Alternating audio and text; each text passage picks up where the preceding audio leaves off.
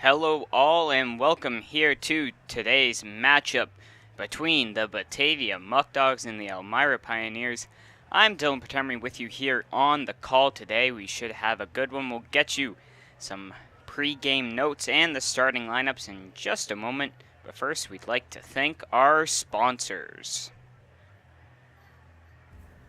We'd like to thank Alex's Places, Allegheny Farm Services, Ankle and Foot Center of Western New York, Arc of Genesee, Orleans, New York, Attica's 70th Hole, Auto Wash Car Wash, Batavian, Batavia Daily News, Batavia Downs, Hotel at Batavia Downs, Batavia Foot Care, Batavia's Original, Bourbon and Burger, Bully Hill Vineyards, Casella White, Chapin International, Easttown Beverage, E-Collab, Eli Fish Brewing Company, Feral Gas, Ficarella's Pizza, Geico, Genesee Community College, Genesee County Chamber of Commerce, Genesee County Parks and Recreation, Genesee Valley Penny Saver, Glow With Your Hands, Graham Corporation, J. Leonard McAndrew Funeral Home, Ken Barrett Chevrolet Cadillac, LE3 Inc., Lebu Salon, Legacy on Main, Major Stash Cigar, Marchese Computers, Marco Clay Products, Massive Testing, Max Pies Furniture, Oakwood Hills, Pellegrino Auto Sales, Premier Genesee Center for Nursing and Rehabilitation, ProClean Inc., Romans, Skyworks, Stan Harley Davidson, Stop DWI Genesee County, Suburban Propane, The Coffee Press, Tompkins Bake, Toshiba Business, Tully's, Turnbull Heating and Air Conditioning, T.F. Brown's, The Wine Goddess Shop, United Memorial Medical Center, Valet Jewelers, Versascape, Vivify Hydration, Whole Life Fitness, and Right Beverage. Alright, once again, welcome into today's matchup between the 19-10 Batavia Muckdogs and the 14-15 Elmira Pioneers here at historic Dunn Field for game number 30 for both teams, in fact, here today.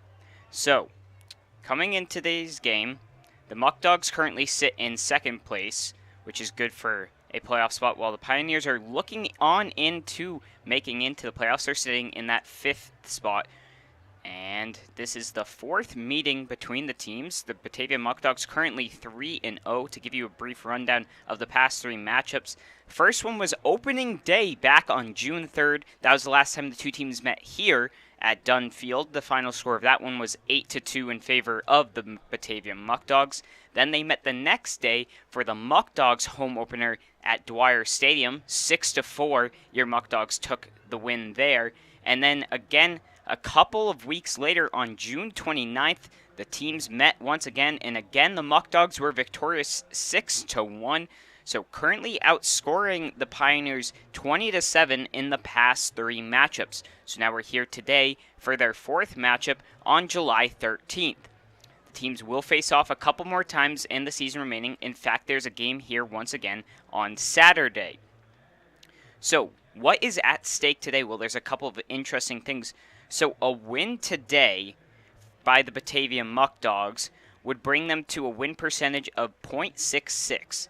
Now, Utica is also playing today against Mohawk Valley. If they were to lose or to tie against them, again, ties can happen as there's only one extra inning in the PGCBL, that would allow the Muckdogs to leapfrog up to first place once again, which they haven't had that since the beginning of the season when they were really hot, came into a bit of a slump, but Utica also hitting that slump, so it is very possible that by the end of the night, the Muckdogs could see themselves in first place in the West Division.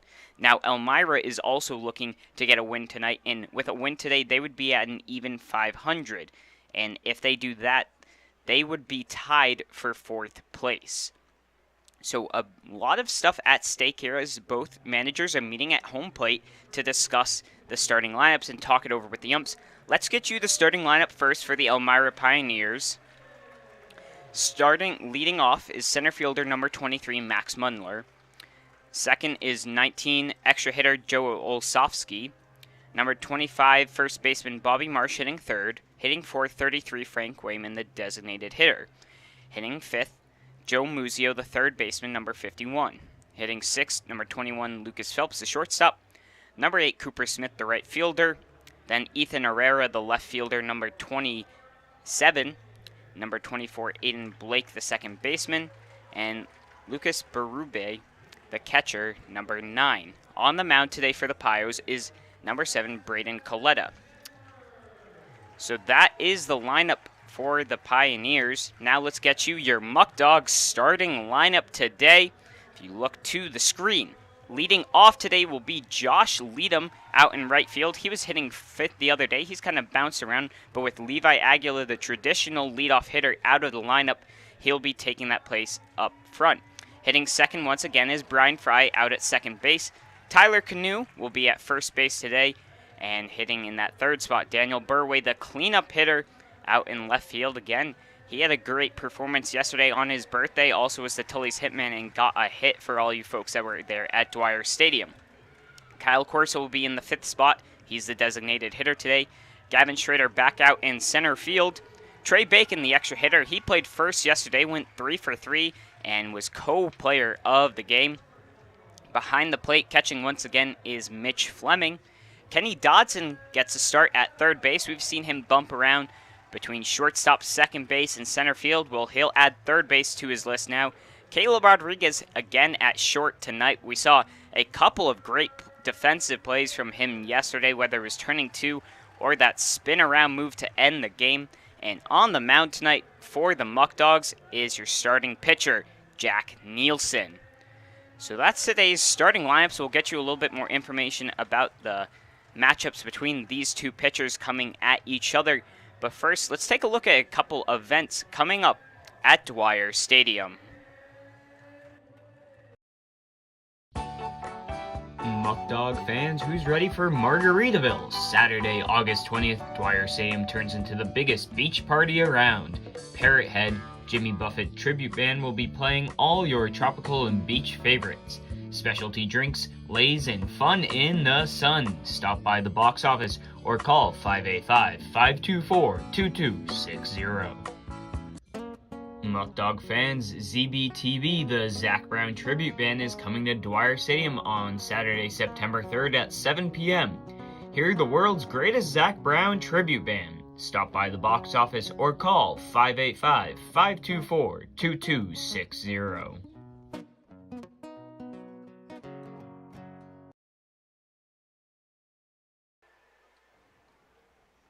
Alright, it looks like we're about getting ready for the national anthem. So we're going to go ahead on listen in, and I'll get you more stats and information about our two starting pitchers going head to head.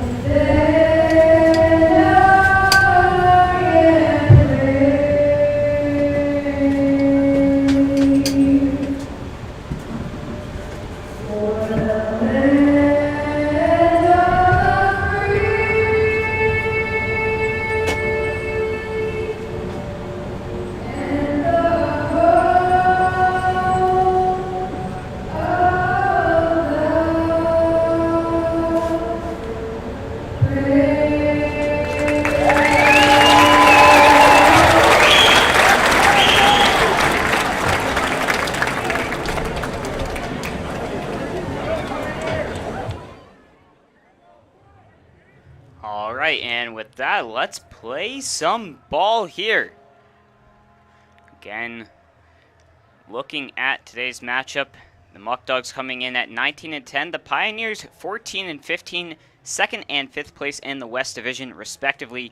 Again, two matchups on the mound. So starting for the Pioneers will be Braden Coletta, number 7 on the season so far. This will be his 7th appearance and his 6th start. He's gone 28 innings with 23 strikeouts, 29 hits allowed, 6.75 ERA, and 2 wins and 2 losses. On the opposition side will be Jack Nielsen for the Muckdogs. He is 1-1 on the season. He'll be getting his 4th game of action and 4th start. 14 inning pitch and 21 strikeout with 9 hits. His record 1-1 in a 3.21 ERA. So we're just about getting ready to get started here, as we're just awaiting as they warm up, and we'll be out in action. Again, leading off to start for the Muckdogs here will be Josh Leadham. He's out in right field. Something to note about this Muckdogs roster is they actually have 3 of their players in the top 6 for runs. So 3 of our Muckdogs players are in the top 6 for runs scored in the league. That is Brian Fry, Daniel Burway, and Levi Aguila. And in fact, I went and checked. The Muckdogs currently are 2nd in the entire league for runs scored, and they have the 2nd least amount of games scored. So a really offensive power-driven team this Muckdogs team has been so far. And currently on a 2-game winning streak and looking to capitalize on Utica, who's been a little bit on the downfall. We know they had their 14-game winning streak, which is a PGCBL record, but now looking like they're hitting the slope, and they got hot at the wrong time. The Muckdogs were starting to hit the end of the season. They're looking to get hot now going into the playoffs.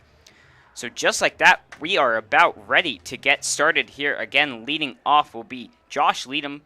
He is currently hitting .321 coming into the season. He's been, as hot as he's been out at the plate, he's been amazing in the outfield out and right. About 5 diving catches in the past week from him out there. So here is the first pitch from Coletta, swung on by Leadham, and I'll be in there for strike 1.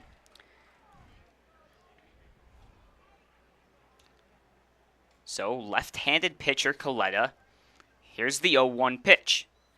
That one misses down low as it squishes past the catcher. And behind catching for the Pioneers there is Berube. A decent drop behind the backstop here at Dunn Field. Here is the 1-1 pitch. That one fouled on back, up and over on top of the roof here.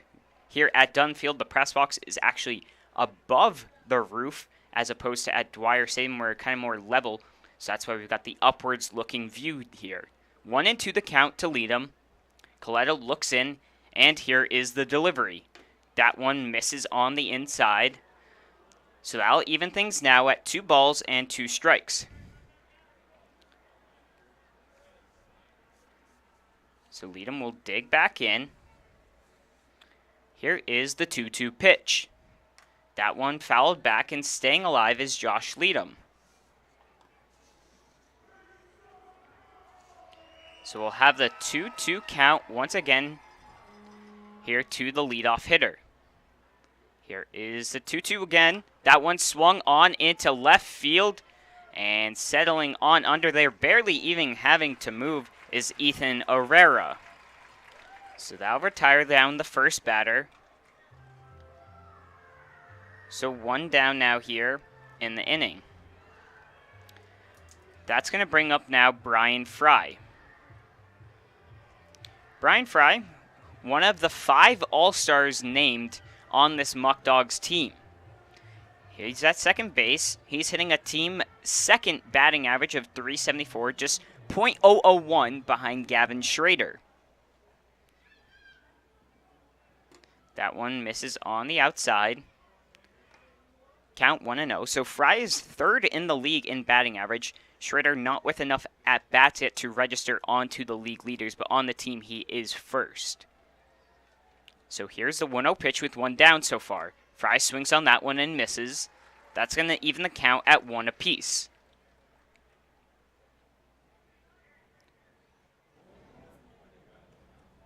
So 1 ball, 1 strike. Coletta's already retired down 1. Again, lefty versus lefty here. Something the Muckdogs haven't seen a lot of left-handed pitchers. That one, we'll say, hits the outside corner, making it 1-2.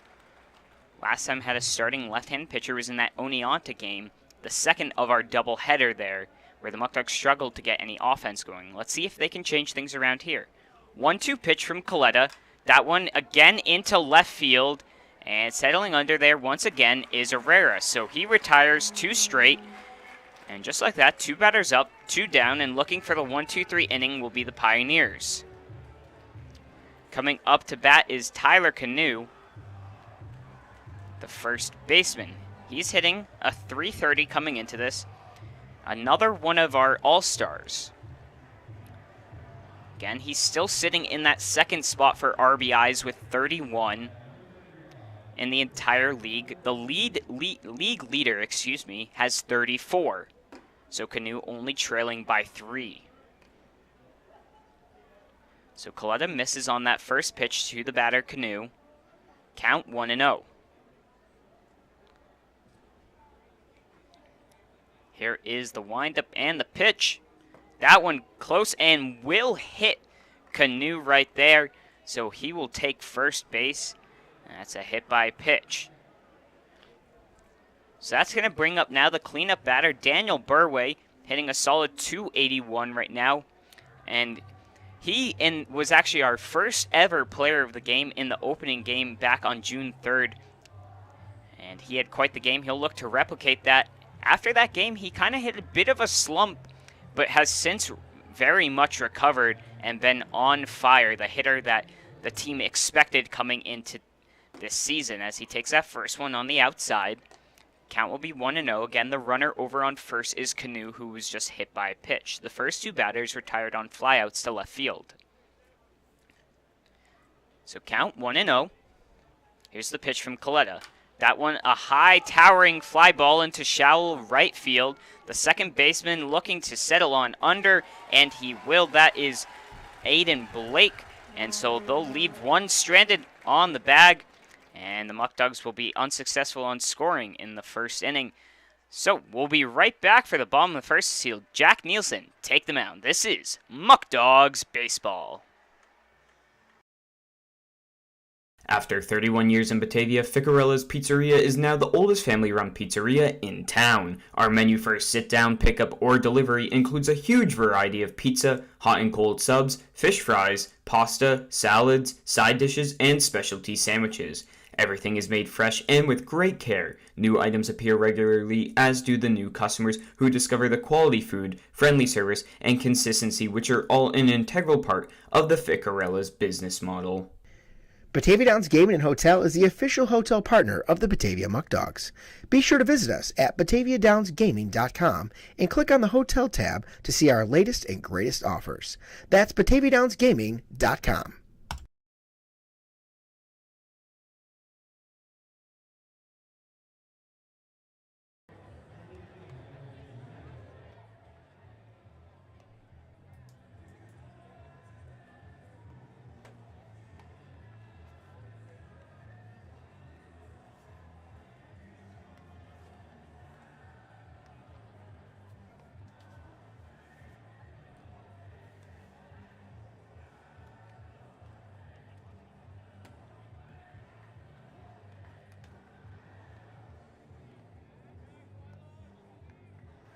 And as we're getting ready to get into the bottom of the first inning, I'd like to remind you Muckdog fans that tomorrow we are back at Dwyer Stadium for Stop DWI Night.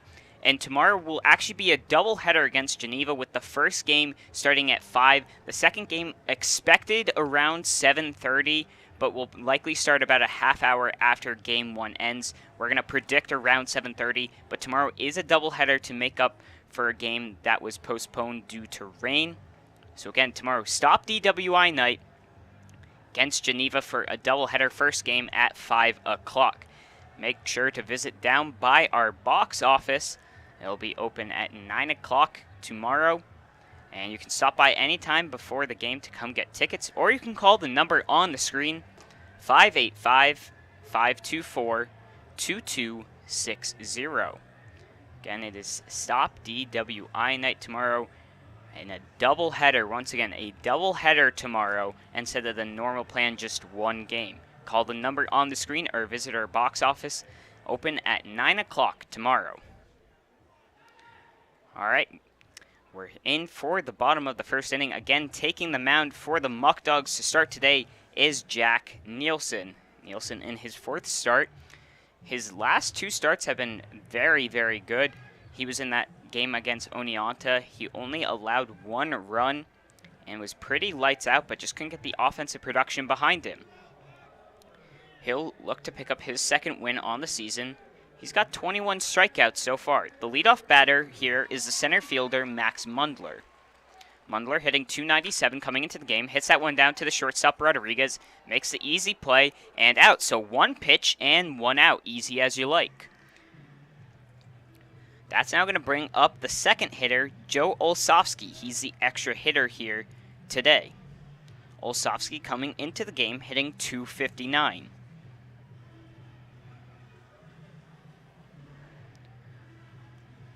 So if Nielsen can keep up this pace, we'll have a pretty quick game. Only 27 pitches needed thrown from him. So Olsovsky digs in from the right side.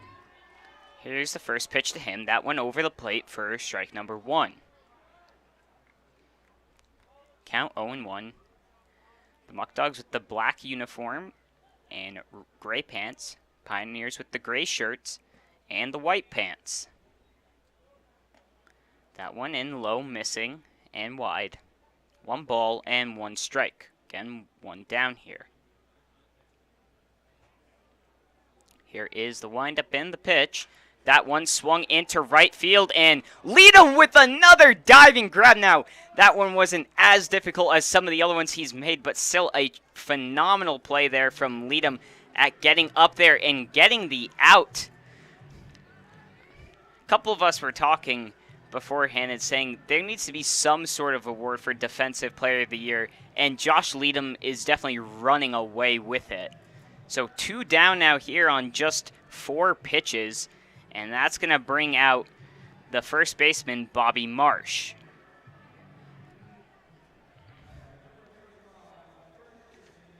Marsh hitting .281 coming into today's game. Here's the first pitch to him. That one misses just low, beneath the knees. Count 1-0.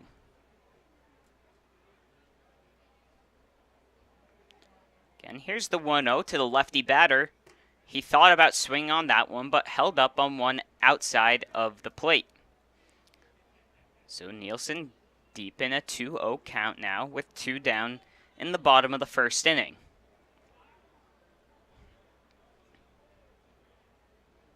Here's the 2-0 delivery. That one swung on foul down the left field line. That'll put the count now at 2-1. Nielsen regroups himself, standing up on the mound looking for the sign from Fleming. And here's the 2-1 pitch. That one again fouled up over the stands along the third baseline. That'll even us out at 2 balls and 2 strikes with 2 down.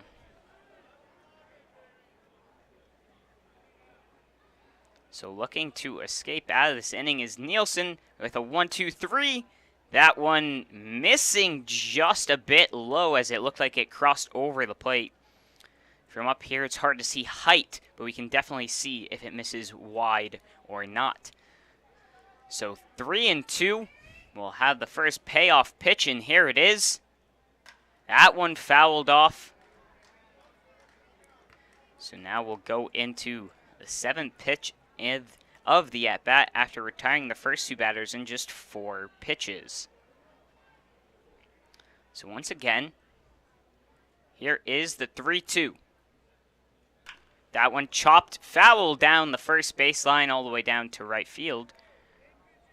And so staying alive is Marsh and making Nielsen really work for it here. On deck would be Frank Wayman should Marsh reach base either on a walk or a hit.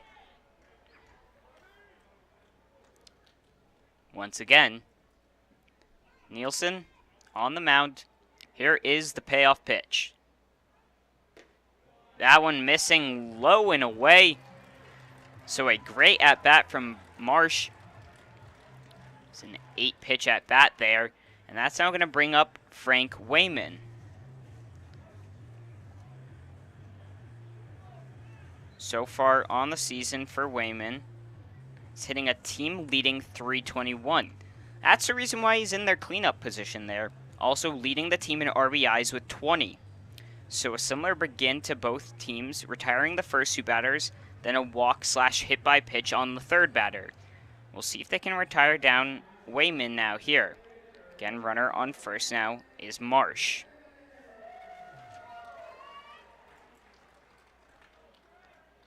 First pitch to him on the inside for a strike. Count will be 0-1. Marsh, the runner on first, only has 4 stolen bases on the year. Doesn't look like he's taking that big of a lead either. Only about 2 steps, maybe even 1.5. Here's the 0-1. That one hangs up over the plate on the breaking ball. So now 0-2 the count here to Wayman, and he'll look to protect here. Again, seems there's no threat from Marsh to stealing. He looks pretty content with his hands on his knees. Here is the 0-2. That one close to hitting the head and just ducking under it was Wayman. Got away from the pitcher Nielsen. So count now 1-2. Nielsen checks the runner over on first.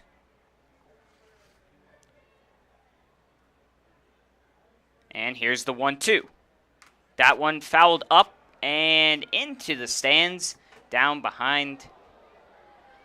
And the count will be 1-2 once again here with 2 down. Muckdogs looking to get out of this inning unscathed, just like the Pioneers did in the top of the first. So 1-2 still the count here. Here's the pitch. That one swung on. That one's going to get through into right field. And just staying at second will be the runner Marsh. So the first hit of the game comes with 2 outs in the bottom of the first. And just like that, runners on second and first for the Pioneers. That's going to bring up the third baseman now, Joe Muzio. Coming into today's game, hitting .234. Muzio also has 13 RBIs, which is tied second on the team. He'll look to add number 14 here. Again, another left-handed batter here. He'll dig on deep into the plate. So on second, Marsh. On first, Wayman.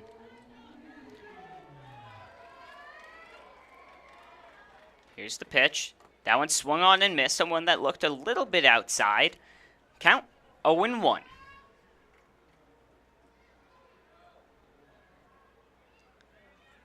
So we'll see what Nielsen comes back in with. Rodriguez keeping honest at second, but not really worried. Here's the 0-1. Almost got him thinking about that one on the outside again. Instead, we'll have 1 ball and 1 strike.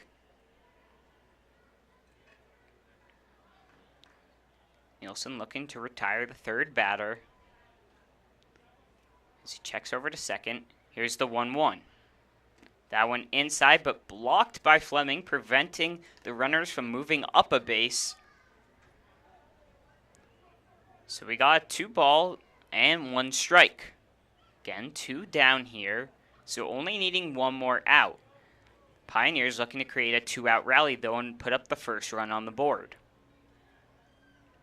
Here's the 2-1 pitch. That one fouled off down along third baseline. That'll put us at 2 balls and 2 strikes here. A big pitch coming up as the Elmira faithful are cheering on their team, looking to get a hit here. So Nielsen. Here comes the 2-2 delivery. Swung on and missed. A big strikeout there early in the game for Nielsen. And they'll leave 2 stranded on base, and we'll have a 0-0 ball game going into the second inning. We'll be right back. This is Muckdog Baseball. Eli Fish Brewing Company is the first commercial brewery in Batavia in nearly 100 years. We offer a selection of our own house brews along with other New York State-produced beers, spirits, and wines. A full dining menu, large brew hall, beautiful bar, and tons of new friends. Here at Eli Fish Brewing Company, we want to honor traditions and create new stories. We're not just making beer, we're brewing history. When you work with a community bank like Tompkins, we don't expect your financial picture to fit neatly into a box. We take a close look at your situation and propose solutions that make sense for your financial journey. Our community banking model ensures that all credit decisions are made locally, wherever you call home. We have a local leadership teams, community banking boards, and bright and happy team members living right alongside you. We're not just your bank, we're your friends and neighbors too.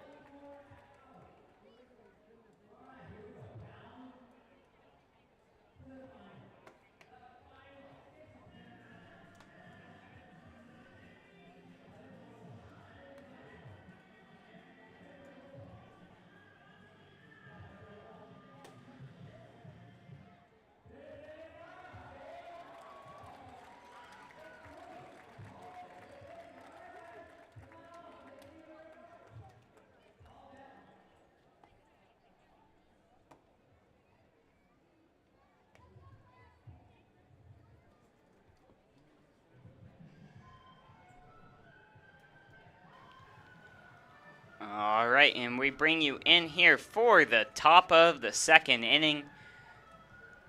The Pioneers leaving 2 stranded as they picked up the first hit of the game, but Nielsen with a clutch strikeout early on in the game.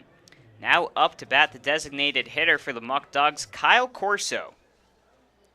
Here's the first pitch to him. He chops that one down the third baseline, but foul on the pitch from Coletta. Corso on the year, hitting .275 so far. Also has 14 RBIs to his name. Hitting in the 5th spot today. Here's the 0-1 to him. That one inside and missing. So he'll take his first ball. Count 1-1. So here is the windup and the pitch from Coletta. Swung on to deep left field. That one's going back. And Herrera will catch that one just at the warning track there. That one was carrying, but didn't look like it was going to have enough. Maybe thought it was going to come off the wall. But right at the edge of the wall on the warning track, Herrera retires a 3rd batter of the game. And that's going to bring up Gavin Schrader. Again, we mentioned him earlier with Brian Fry's name, hitting .375, which leads the team. He's been hot of recently, too, although not enough at-bats to register him into the league leaders. That first breaking ball to him misses high. Count will be 1 ball and no strikes. Again, 1 down off that fly out to left. Here's the 1-0 pitch. He'll take that one over the heart of the plate. That'll even things. 1 ball and 1 strike.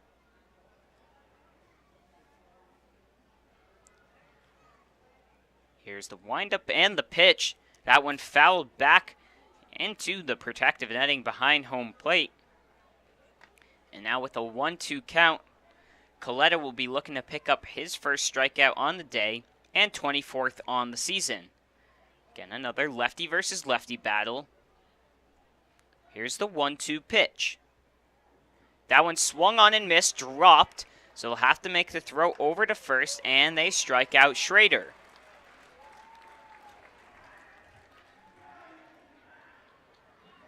So the first strikeout for Coletta right there on the drop, third strike. Got him swinging on one down in the dirt. Up now, the extra hitter, Trey Bacon. Again, he was one of our player of the games yesterday, going 3 for 3. He'll look to get a 2-out rally going. He takes that first pitch, missing on the inside. 1 ball and no strikes here. Coletta settles in, and here's the 1-0. That one fouled back on a big cut from Bacon, as flying off was his elbow guard. So he'll throw that back on. Dig into the right-handed batter's box. Do a little wiggle, and here's will be the 1-1 pitch. That one this time fouled off down towards right field, and looks like into the bullpen of the Pioneers. So 1 ball and 2 strikes to the batter, Bacon. Here's the delivery from Coletta. That one swung on. That one's going to drop into left field. Herrera will pick it up. Bacon will look to, but he'll settle in for just a single. So the first hit of the game for your Muckdogs. Bacon now 4 for 4 in his last 4 at-bats. That's going to bring up Mitch Fleming, the catcher. Coming into the game, Fleming hitting a solid .257.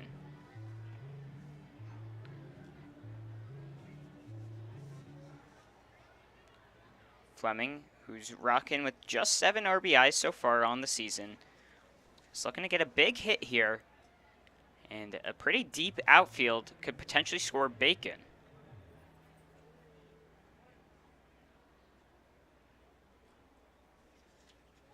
Coletta, the left-handed pitcher, has a good eye on Bacon over there on first base. It's the first pitch in there, missing on the inside corner. Count will be 1-0. One of the advantages to being a left-handed pitcher is being able to have that easy vision to the runner over on first without having to look over your shoulder. Bacon takes his 2-step lead. Here's a 1-0. Bacon goes, swung on by Fleming. That one's going to ground foul down the third baseline. Looked like maybe a designed hit-and-run play if that one squirted into the outfield. So count now, 1 ball, 1 strike. See if we see Bacon on the move once again. He's got just 1 stolen base on the year, and the pickoff move unsuccessful. Count will remain 1-1. Bacon, again, who's a utility player, used both as a pitcher and a hitter, more so as the pitcher. Here's the... Nope, he'll go back over there, and Bacon in there safely without even having to slide in. No tag applied. Still awaiting the 1-1 pitch is Fleming there at the plate. Is Bacon now with a solid 2.5-step lead. That one in there high and inside. Count 2-1. Although with the 2 pickoff moves, does have Bacon a bit concerned, as through the windup he took a step back to first base. So 2 balls, 1 strike. Dancing around is Bacon on first. Here's the 2-1. That one inside on the corner this time. Trying to paint around there, and finally being successful is Coletta. 2 balls and 2 strikes with 2 down here. Fleming will have to battle away.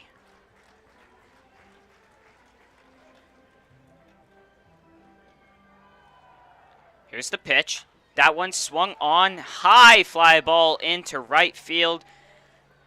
And just getting under there is Cooper Smith. That one looked to be tailing away from him a little bit. He had to track back just a couple of steps, but makes the catch to retire down the side.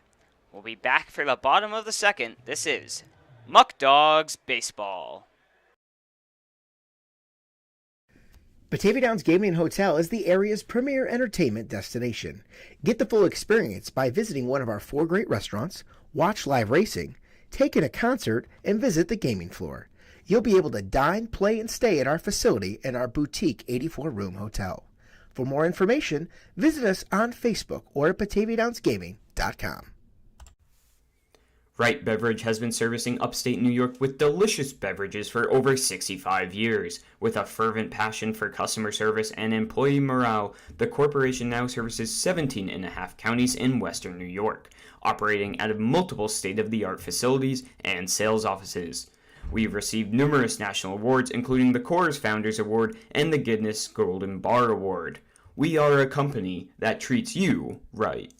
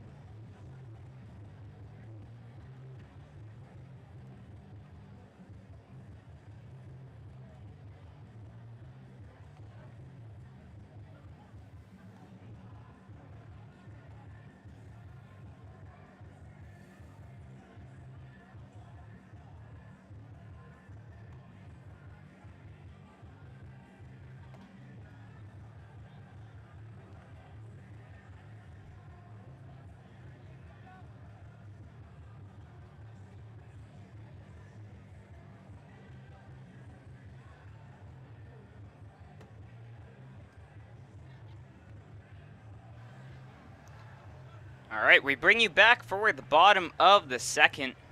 Muckdogs leaving one stranded on base in the top. Due up are the 6, 7, and 8 batters, Phelps, Smith, and Herrera. First up, though, is Lucas Phelps, the shortstop. So he'll look to get an opening hit here for Elmira. Both teams with just one hit so far. Phelps hitting .235 coming into today's game. He takes a deep breath, steps on into that right-hand batter's box. So here's the first pitch of the second inning, swung on and missed on one inside. Count 0-1.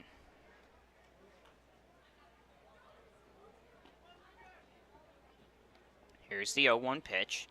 That one tailing away on the outside from Nielsen.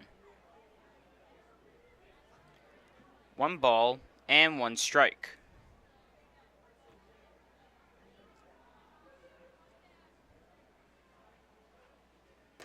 And that one again missing on the outside. So the count now 2-1.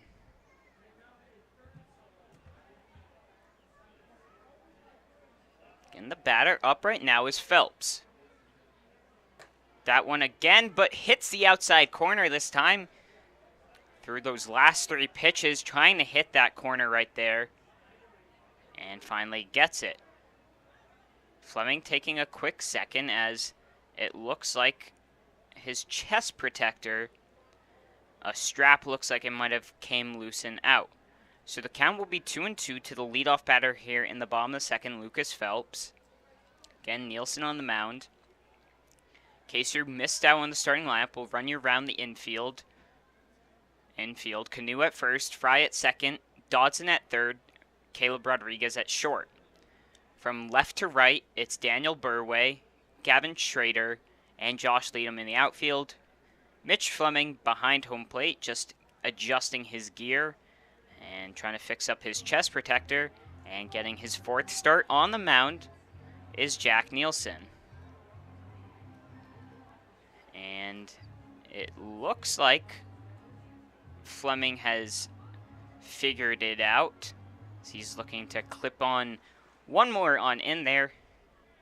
Throws back his hair and puts on the mask.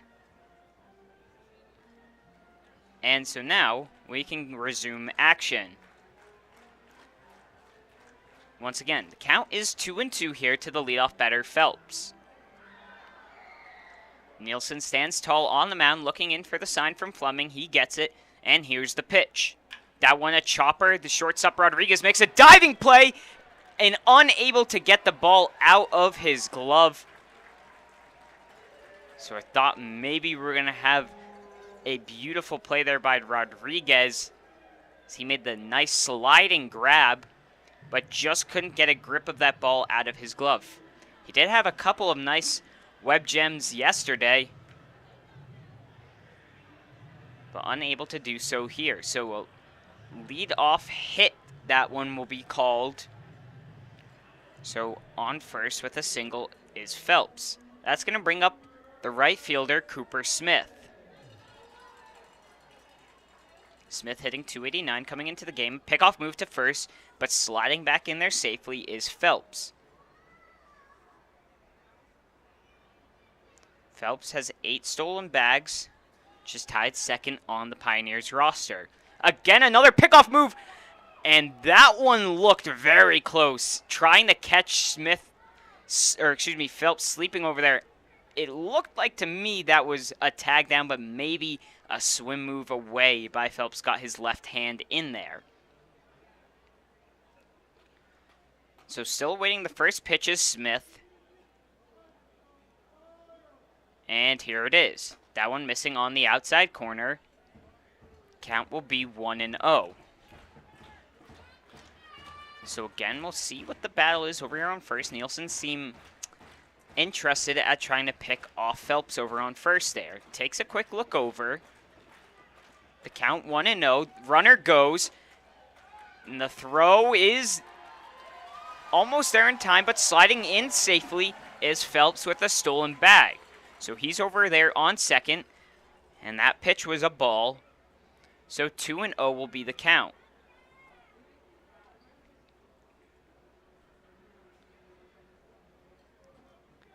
As we get a quick time, Phelps looks to readjust himself there. So he's getting over on second base.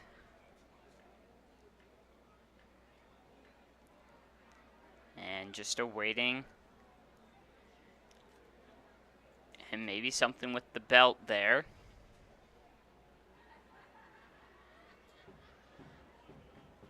And he is all set now, so we can look on in for the 2-0 count. Again, no outs here to the second batter, Smith. A runner now in scoring position. Nielsen checks over to second. Here's the 2-0. That one in there for a strike on the outside corner.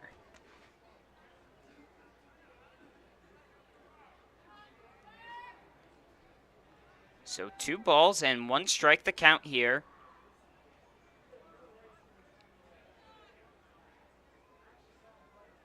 Here's the pitch. That one swung on towards center field. We'll see if they test the arm of Schrader, and he will. Schrader guns that one in, but in there safely will be Phelps. So Phelps advances on the fly out to center field. 1 down here. And a runner now just 90 feet away from scoring the first run. Up to bat now is Ethan Herrera. Herrera hitting .208 on the season. He's only played 7 games so far, though. He's got 3 RBIs, and all it'll take is another one of those deep fly balls.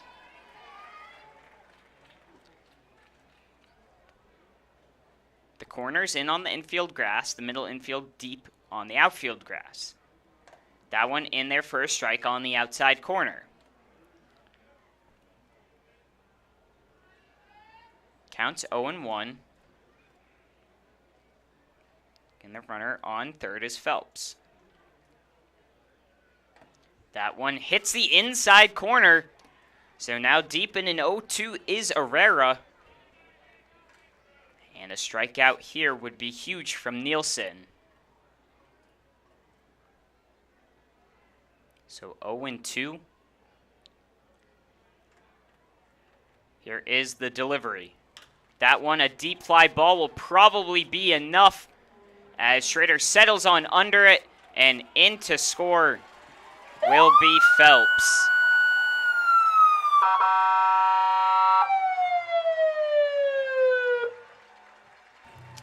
So coming in and scoring the first run of the game off of a sacrifice fly, and the Pioneers will take a 1-0 lead here.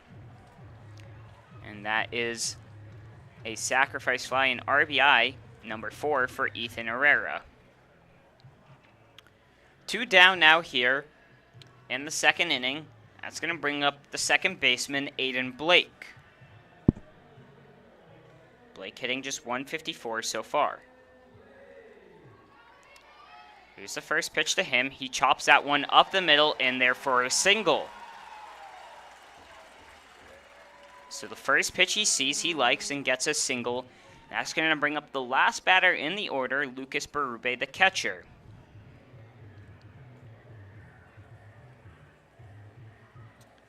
Berube, who will now come up and look to keep the rally going. Again, this is just his 8th game so far on the season. He's only got 1 hit so far in 19 at-bats.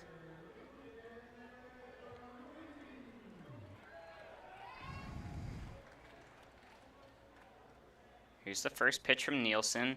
That one hits on the outside. The breaking ball tailing away towards the outside of the plate. Count will be 0-1 with 2 down here. So far in the inning, the Pioneers have picked up 2 hits and a run. Though, one, the runner goes. That one, a chopper to first base. Canoe makes the play, tosses it over to Nielsen, and that will retire down. So the Pioneers do pick up 1 run and take the lead here.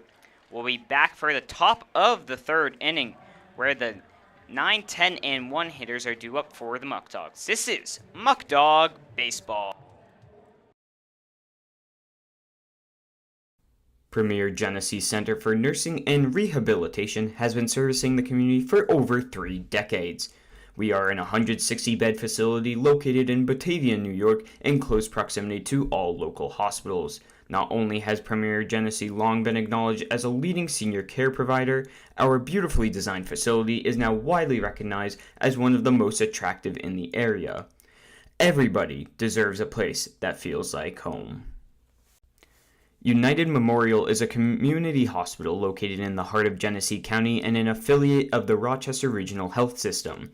Rochester Regional's United Memorial serves residents of Genesee County and surrounding rural communities. The 131-bed hospital in Batavia features a new state-of-the-art surgical department, a wound care center, a telemedicine program for intensive care, a joint replacement center of excellence, 2 urgent care centers, and a number of primary and specialty physician offices. United Memorial is a niche hospital and a New York State designated stroke center.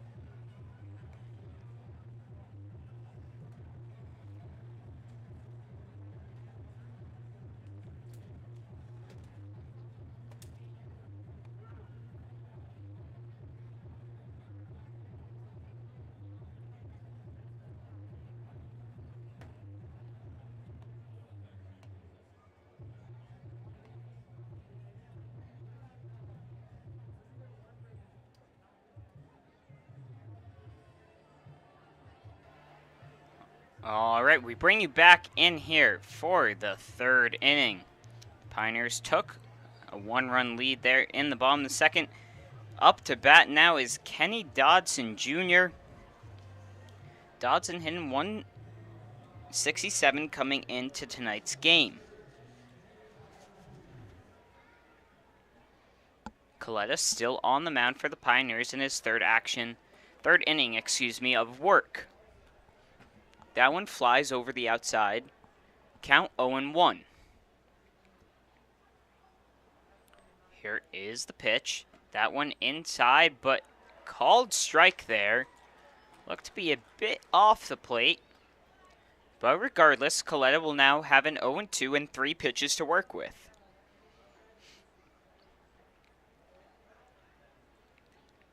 Here's the windup and the pitch. That one missing high and wide. So missing his spot there. He'll come back for the 1-2. Dodson looking to stay alive here. That one, a chopper towards the shortstop, makes a backhanded play. The throw, and in time. So one down here off that backhand play by Lucas Phelps. That's now going to bring us to the 10th hitter for the Muckdogs, Caleb Rodriguez. Rodriguez, who again also struggled a little bit to begin the season, is starting to bring his average up, now hitting .207. Also does a good deal of working counts and getting on base. He's got 11 walks on the season. He'll look to get things going with one down here in the third inning. Here's the first pitch to him. That one up high, above the letters that read Batavia across the Muckdogs jerseys. Count will be 1-0 here. Here is the 1-0 as he slips.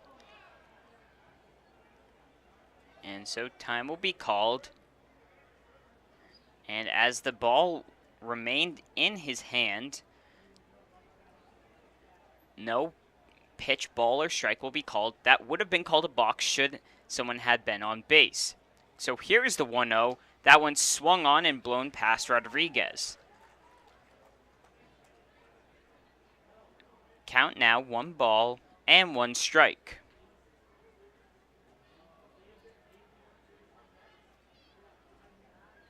So the windup and the pitch from Coletta. That one again missing high up over the plate. 2 balls and 1 strike. On deck would be Leadham, the leadoff hitter today for the Muckdogs. Here's the 2-1 pitch. Swung on again and missed. So we've had ball missed high, strike swung and missed. Ball missed high, strike swung and missed. We'll see if the order continues, or if Rodriguez can get over one. 2 balls, 2 strikes. Here's the pitch. That one swung on and missed. So picking up his second strikeout is Coletta. And now 2 down here in the inning. It's going to bring up Josh Leadham, who flew out to left field in his first at-bat. Again, the Muckdogs with just 1 hit so far today.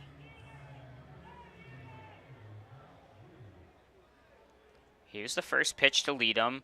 That one a breaking ball, and that one will miss the plate. Count now 1-0. Again, kick and delivery. That one again flown into left field. Herrera looking to settle on under that, and he'll make the grab. So 3 up and 3 down. Muckdogs struggling to get the bats going. We'll be back for the bottom of the third. This is Muckdog Baseball. Batavia Downs Gaming and Hotel is the official hotel partner of the Batavia Muckdogs. Be sure to visit us at BataviaDownsGaming.com and click on the Hotel tab to see our latest and greatest offers. That's BataviaDownsGaming.com. After 31 years in Batavia, Ficarella's Pizzeria is now the oldest family-run pizzeria in town. Our menu for sit-down, pickup, or delivery includes a huge variety of pizza, hot and cold subs, fish fries, pasta, salads, side dishes, and specialty sandwiches. Everything is made fresh and with great care. New items appear regularly, as do the new customers who discover the quality food, friendly service, and consistency, which are all an integral part of the Ficarella's business model. Fans, if you or anyone you know would like to recognize a veteran at one of our home games, please email us with their name and a good email or phone to contact them at. The vet who is recognized will receive 4 free tickets to that game. Please get the word out and send an email to samdefilippo12@gmail.com. Again, that's samdefilippo12@gmail.com with a good email or phone to contact them at.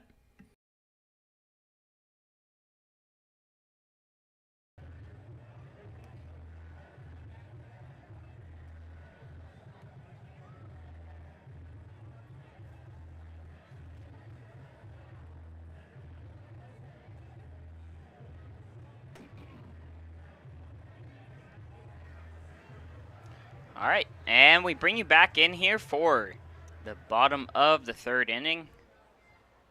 So far, Calais been doing a good job there on the mound, just 1 hit allowed. So far for the Pioneers, they've got 1 run and 3 hits. Now up to bat, the leadoff hitter, Max Mundler. His first at bat to lead off the game for the Pioneers, grounded out to the shortstop, Rodriguez.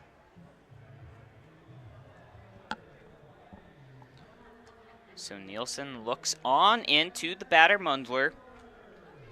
And here's the first pitch at the bottom of the 3rd. That one again grounded to the shortstop.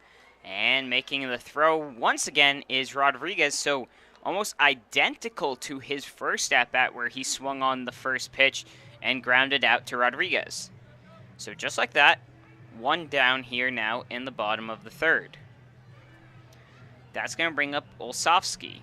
Now Olszewski worked a 1-1 count, then flew out to right field. We'll see what he can do here, the extra hitter. Again, coming into today's game, Olszewski hitting .259.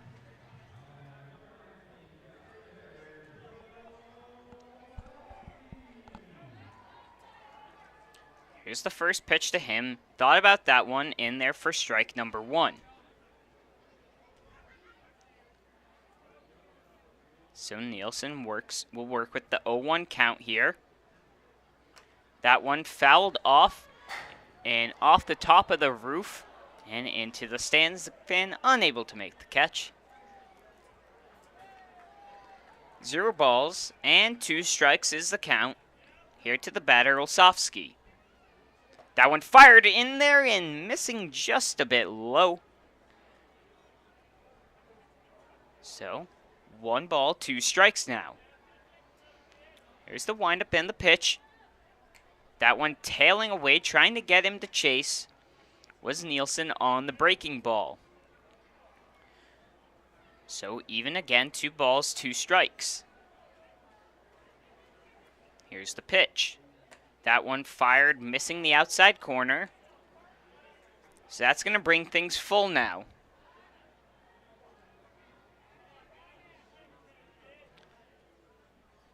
Here is the payoff pitch.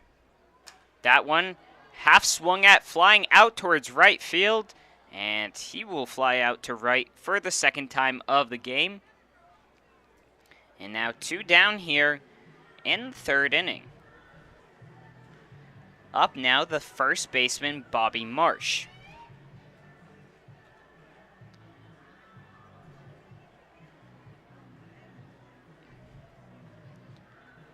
Marsh, the left-handed batter. In his first at-bat, he was walked. So 2 down here in the 3rd inning. Nielsen gets a sign from Fleming, and here's the pitch. That one in there and missing just a bit high. 1-0 the count. So here's the pitch. That one chopped off the inside of the bat. That one's going to fall on in and get past Schrader. So the runner's going to get 2 bags. And he'll stand in at second. Would assume that one is just going to be ruled a double. So in there with a 2-out double is Bobby Marsh. And that's going to bring up Frank Wayman, who singled in his last at-bat to get the first hit of the game. Looks like Schrader just slightly misjudged that, his first step backwards, and unable to get there in time. So again, the DH, Frank Wayman, another left-handed batter, up, looking to drive in the second run for the Pioneers. Nielsen with 2 outs, looking to keep it to a 1-run lead. Here's the first pitch to Wayman. That one misses on the inside as he scooches away from it. 1-0 the count. The Pioneers now with 4 hits on the day so far.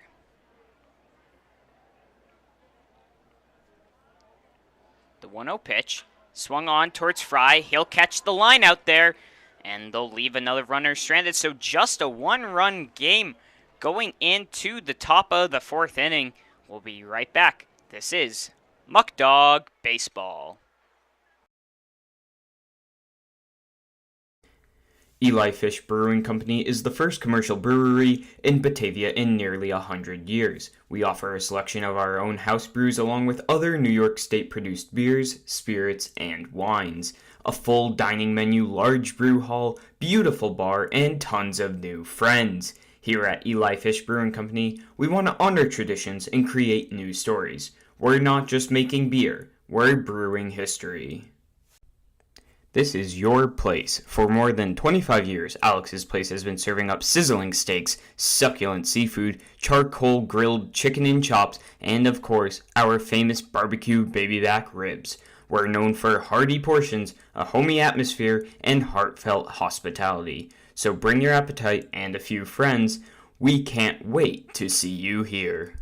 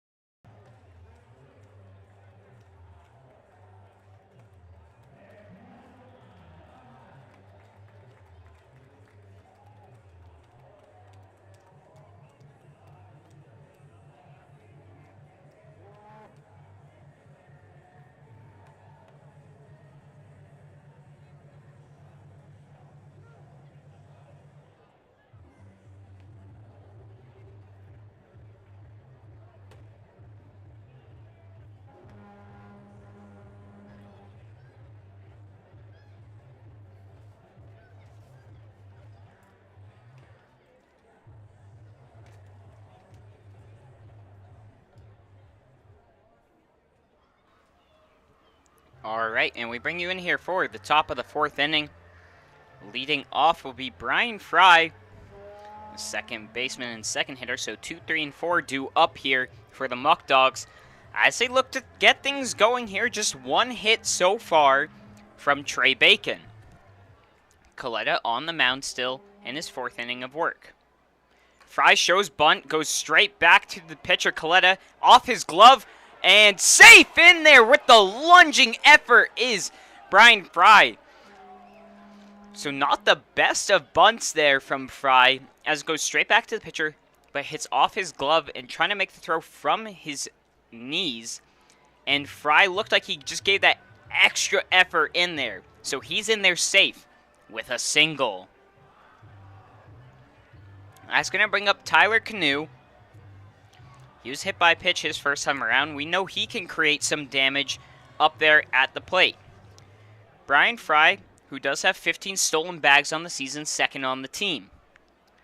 The first pitch to Canoe in there, missing high. 1-0.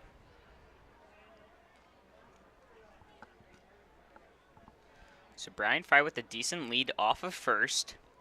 Coletta checks over there to him. But here's the 1-0 delivery. Fry goes, and that throw not going to be in there safe not there in time is the throw as Fry slides on under for stolen base number 16. That pitch in there was just on the outside of the plate, so count now to Canoe will be 1-1, but Fry 180 feet from tying this game.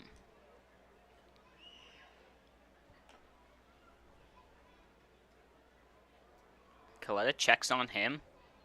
Here's the 1-1 pitch. That one swung and just going foul down the right field line. So the count will be 1-2.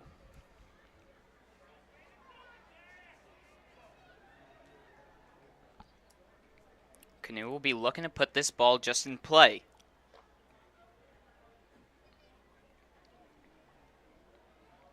The 1-2 delivery. That one on the outside missing as Canoe held up.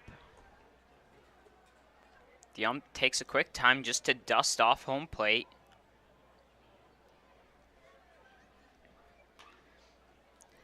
And we'll come back in. Canoe digs in from the right-handed side. 2 balls, 2 strikes.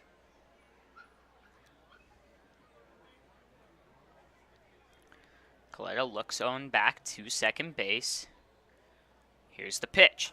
That one a chopper. Second baseman calls off and makes the grab. So 1 down here now in the top of the 4th inning. That's going to bring up Daniel Burway. He popped up on a sky-high one back in the 1st inning to the second baseman. He'll be swinging here, looking to drive in a run. Again, in the first outing here of the year, Burway had quite the game for himself, including hitting a base-clearing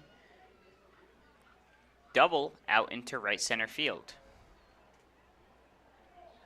That one driven to left field, and the left fielder will get under it, and Fry is going to look to test the arm. He's going to be in there, safe at third base. And so now there is 2 down, though, as Burway just flew out to left field for yet another one. That's now 4 on the day putouts from Herrera out there in left field. Going to bring up Corso, who flew out to left in his first at-bat in the 2nd inning. Fry just 90 feet from home, and a pass ball or wild pitch could score him as well. So that one in there high. Count will be 1-0.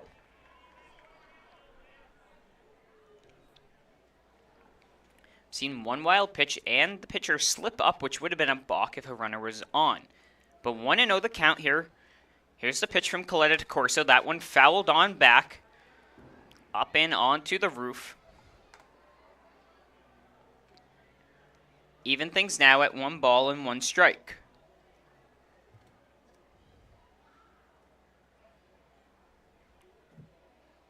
So Corso once again digging in, looking for the signal is Coletta. Here is the 1-1 pitch. That one missing inside by quite a bit, but Berube, trying to frame that one. 2 balls and 1 strike here.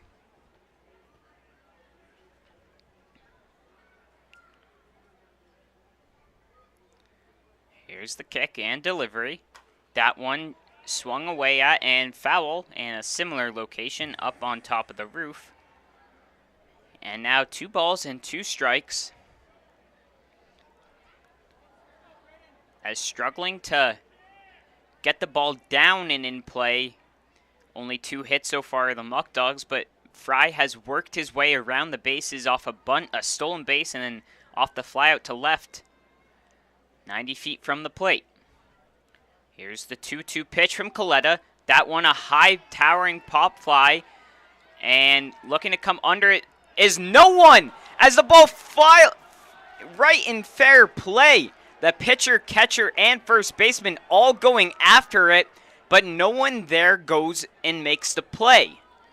The ball drops right in between the 3 triangle. So that one is going to be ruled in error. On who, I don't know quite sure who gets the error there, but it doesn't matter because the game is now tied.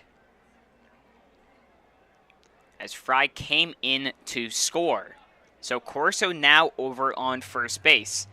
I mean, in a game like this where the Muckdogs are kind of struggling to get things going, I'm sure Skip and the Dogs will take anything to tie up this game. So here's the first pitch to Schrader, that one inside and missing. Count 1-0 with 2 down.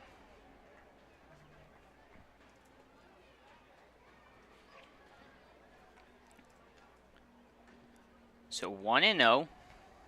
Here's the pitch. Schrader swings on that one, foul. and close to taking out someone in the Muckdogs dugout, as Leadham was there lying on the ground, dodging the line drive foul ball. 1 ball and 1 strike. Again, Schrader digs in from the left-handed batter's box. Here's the 1-1 pitch. That one down low in the dirt towards the right-handed batter's box. And now 2 balls and 1 strike will be the count here.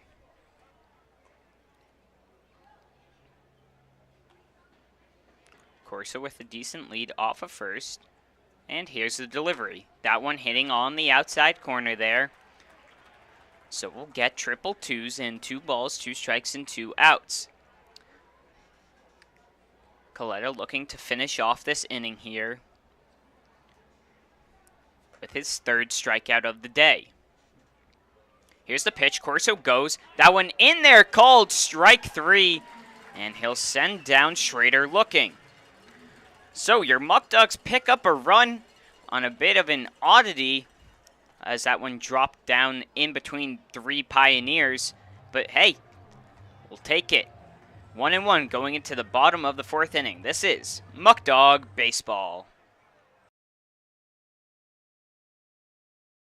When you work with a community bank like Tompkins, we don't expect your financial picture to fit neatly into a box. We take a close look at your situation and propose solutions that make sense for your financial journey. Our community banking model ensures that all credit decisions are made locally, wherever you call home. We have a local leadership teams, community banking boards, and bright and happy team members living right alongside you. We're not just your bank. We're your friends and neighbors too. Batavia Downs Gaming and Hotel is the area's premier entertainment destination. Get the full experience by visiting one of our 4 great restaurants, watch live racing, take in a concert, and visit the gaming floor. You'll be able to dine, play, and stay at our facility in our boutique 84-room hotel. For more information, visit us on Facebook or at BataviaDownsGaming.com. Fans, if you or anyone you know would like to recognize a teacher that has made a difference to you, please nominate them to be Teacher of the Game. If a teacher is picked, they will get 2 free tickets to a home game, and we will shout them out during our 4th inning. Please get the word out and send an email to samdefilippo12@gmail.com. That's samdefilippo12@gmail.com with their name and a good email or number to contact them at.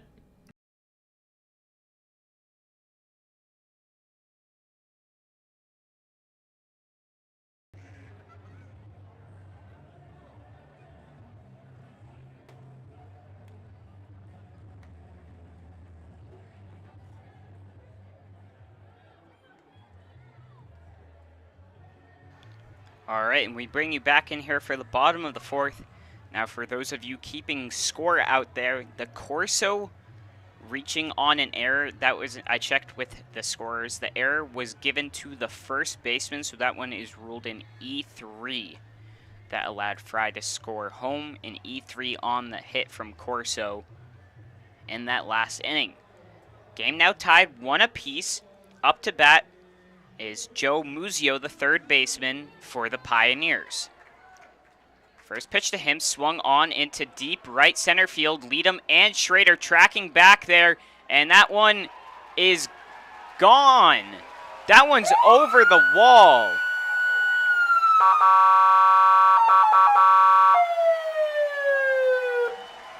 So the first pitch he sees goes up and over the wall. So that one in there for a home run. So that's now 3 on the season that the Muckdogs have given up. That one looked to be carrying. I didn't think it was going to have enough. It looked like it dropped just in front of the scoreboard and over the wall there.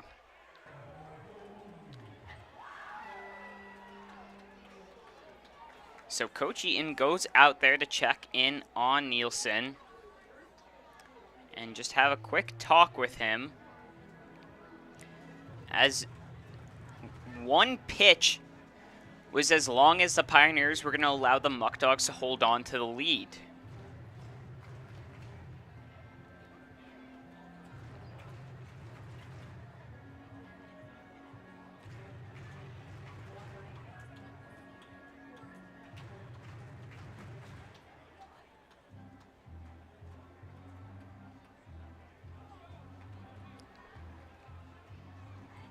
And so after discussion, they'll come back in and face the batter, Lucas Phelps.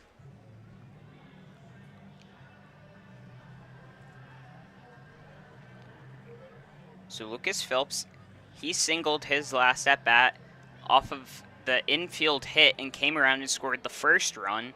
He'll look to get back on base here. Here's the first pitch to him from Nielsen. That one, a high pop fly towards center field. Schrader goes under it, and he will make the grab. So another first pitch swung on, this time different result as it does not have enough juice, and will be out number 1.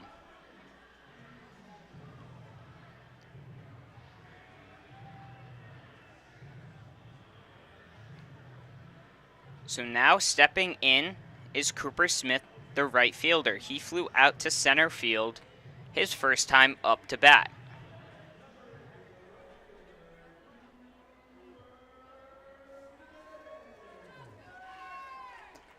That one in there for a ball. Count 1-0.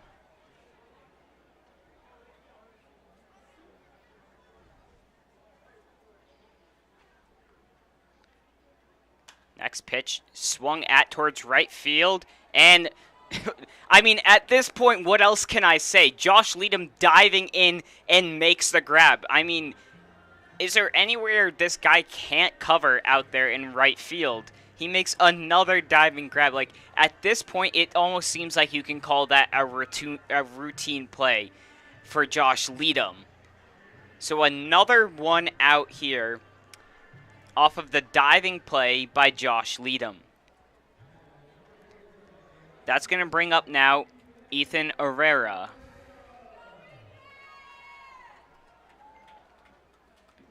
First pitch to him, a breaking ball in there for a strike. Count 0-1. Another breaking ball hanging on that inside corner to the batter. Herrera finds himself now down in an 0-2 count. And the pitch swung on and missed.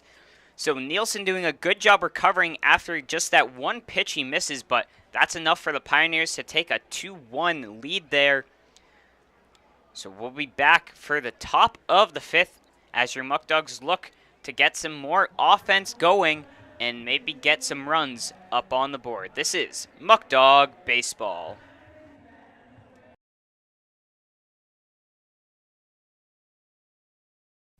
Premier Genesee Center for Nursing and Rehabilitation has been servicing the community for over 3 decades. We are an 160-bed facility located in Batavia, New York, in close proximity to all local hospitals. Not only has Premier Genesee long been acknowledged as a leading senior care provider, our beautifully designed facility is now widely recognized as one of the most attractive in the area. Everybody deserves a place that feels like home. United Memorial is a community hospital located in the heart of Genesee County and an affiliate of the Rochester Regional Health System. Rochester Regional's United Memorial serves residents of Genesee County and surrounding rural communities. The 131-bed hospital in Batavia features a new state-of-the-art surgical department, a wound care center, a telemedicine program for intensive care, a joint replacement center of excellence, 2 urgent care centers, and a number of primary and specialty physician offices. United Memorial is a niche hospital and a New York State designated stroke center.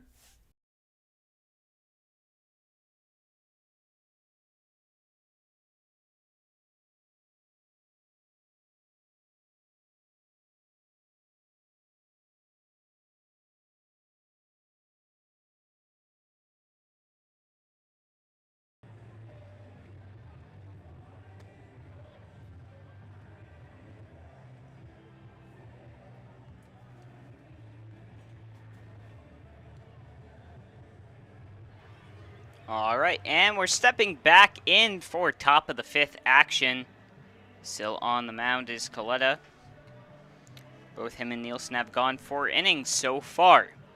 Trey Bacon will be the leadoff hitter. He got the hits going for the Muckdogs in his first at-bat in the 2nd inning with a single, but was left stranded there.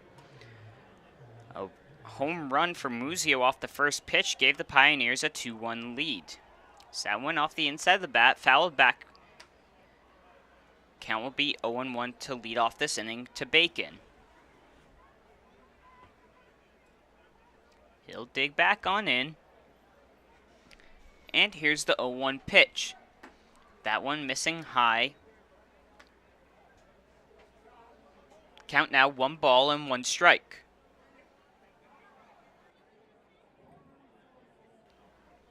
The windup and the pitch. Again, high and inside.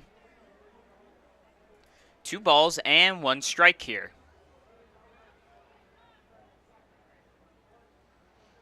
Coletta gets the sign. And here's the pitch. Foul tipped but caught there by Berube. 2 balls and 2 strikes to Bacon, the leadoff hitter here in the top of the 5th inning.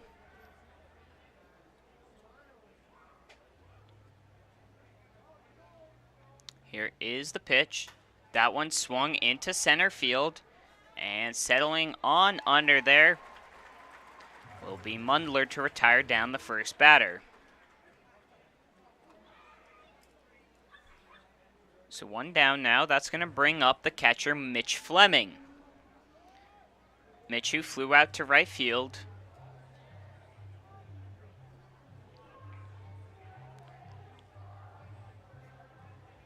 He'll dig on in, looking to get on base. Again, coming into today's game, Mitch hitting just .257.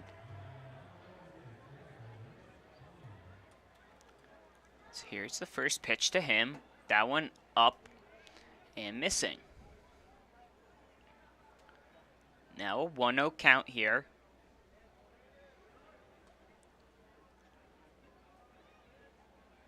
Coletta looks on in, and here's the 1-0 pitch. Breaking ball, missing high and wide.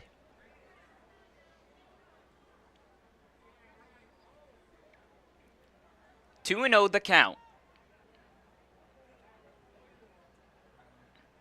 Here's the pitch.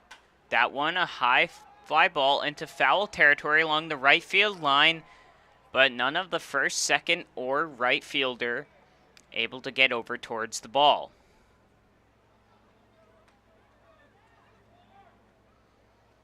So Coletta will recollect that ball.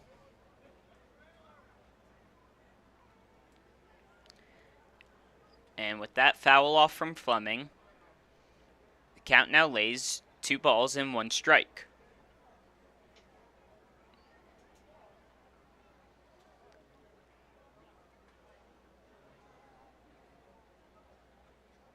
So Coletta with the kick and delivery.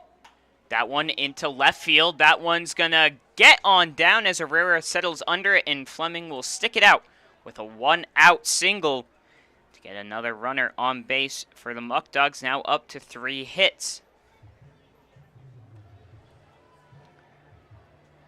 And now stepping in is Kenny Dodson. Dodson, who grounded out to short in his first time up, is going to look to get things going here. And a slight correction, so that Kyle Corso error now ruled a single. That error taken off the board, and Corso now with an RBI. Again, here's the 0-0 count. Dodson fouled off. Count will be 0-1. So once again, that one we ruled an E3 back in the 4th inning for Corso is now ruled an infield single, and Corso gets credit with the RBI on Fry coming in to score.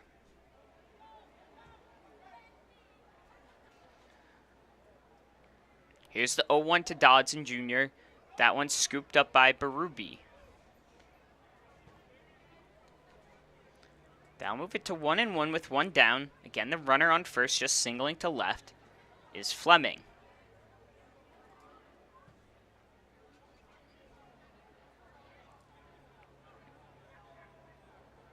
The 1-1 pitch. That one missing inside. 2 balls and 1 strike.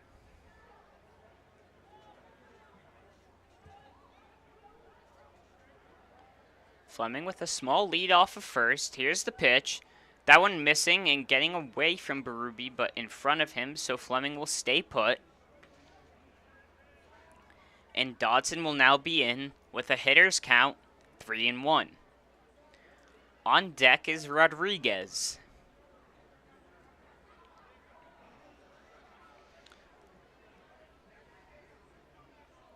Checking over on first is Coletta. Here's the 3-1 pitch. Swung on and missed, as that one was foul tipped but caught.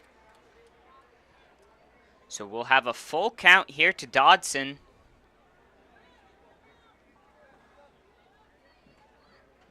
It's Coletta looking to pick up the second out. Here's the payoff pitch. That one off the inside of the bat towards foul territory, and the first baseman will settle on under there. And so 2 down now here in the inning.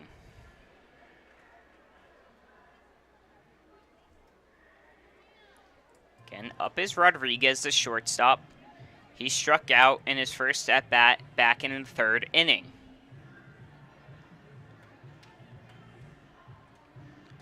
Muckdogs now read 1 run, 4 hits, no errors. Elmira, 2 runs, 4 hits, no errors. Here's the first pitch to Rodriguez. That one inside, dipping away from the ball as it goes in for 1-0 count.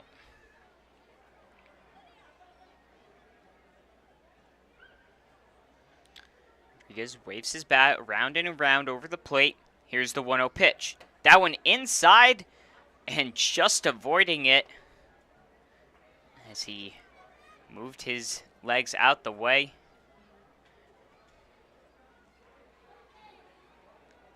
And count now 2-0.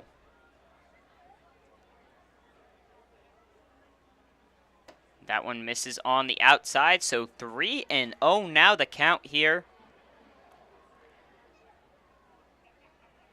As Coletta walks around the mound to regroup himself. The way Coletta's been pitching, you want to get his pitch count up. You assume Rodriguez has got a red light not to swing. Here's the 3-0 pitch. That one inside gets away for ball number 4. Fleming will take the turn around second but stay put. So 4 straight balls. Now has Rodriguez on first and Fleming on second with 2 down here. The batter up will be Leadham, who's flown out to left 2 times already today. He'll look to switch things around, though, as Berube goes out to Coletta to just have a quick talking with him, try and calm him down, and just focus on the next batter up and get the 3rd out. Leadham looking to have different plans. Leadham, who's got 17 RBIs on the season, which is 3rd on the team, only behind Burway and Canoe. He'll look to add 18 and possibly 19 as he looks to hit one into the gaps.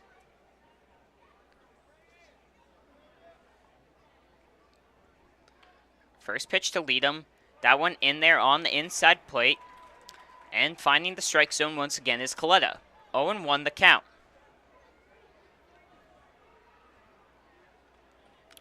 Coletta looks in for the sign.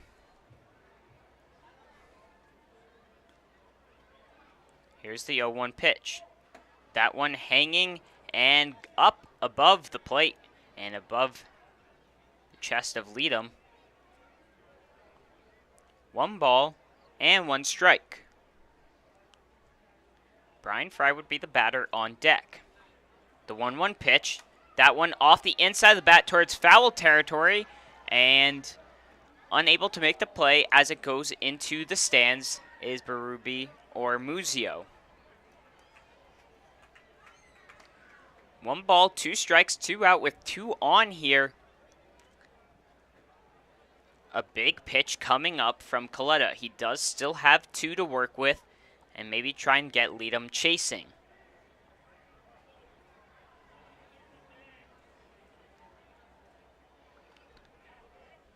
So checking over to second.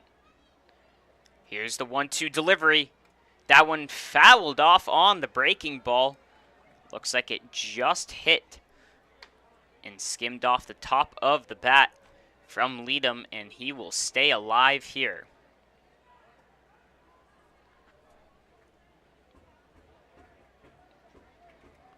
One and two the count. That one going towards center field. The center fielder coming in, unable to make the play. Fleming will come around, and he'll be in there safe. And Rodriguez looking to advance over to third base, and he will be in there. So a bloop single, and into score comes Fleming. Now tie the game up at 2 apiece. Yeah, great job there by Leadham, just doing anything possible to get that one in there, and it looks like Mundler took the wrong step backwards first, and instead of coming forward, a similar situation we saw to Schrader. So the game now tied 2 apiece here in the top of the 5th inning.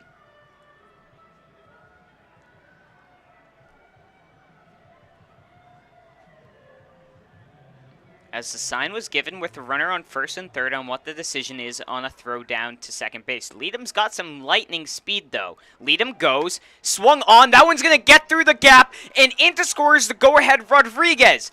Leadham all the way over to third base. And now your Muckdogs, the hits are coming on in as they now lead 3-2, a 2-out rally going here. Fry picks up the RBI single. That's going to bring up Tyler Canoe, who's 0 for 2. But runners on first and third. Once again, we'll see if a sign is given. They might just go with the same situation as they had before. Fry, once again, has some great speed to him as well. We would likely see him stealing. Here's the pitch. Fry goes, and no throw, and Fry will be in there safely. So a second stolen bag. Now two runners in scoring position for Canoe here. A chance to get a huge lead for the Muckdogs. Here's the 1-0 pitch. Canoe hits that one towards center field. Looking to get under it is Mundler, and he will. So that's 3 down now, but not before the Muckdogs pick up 2 runs to take the lead on a 2-out rally. We'll be right back for bottom of the 5th action. This is Muckdog Baseball.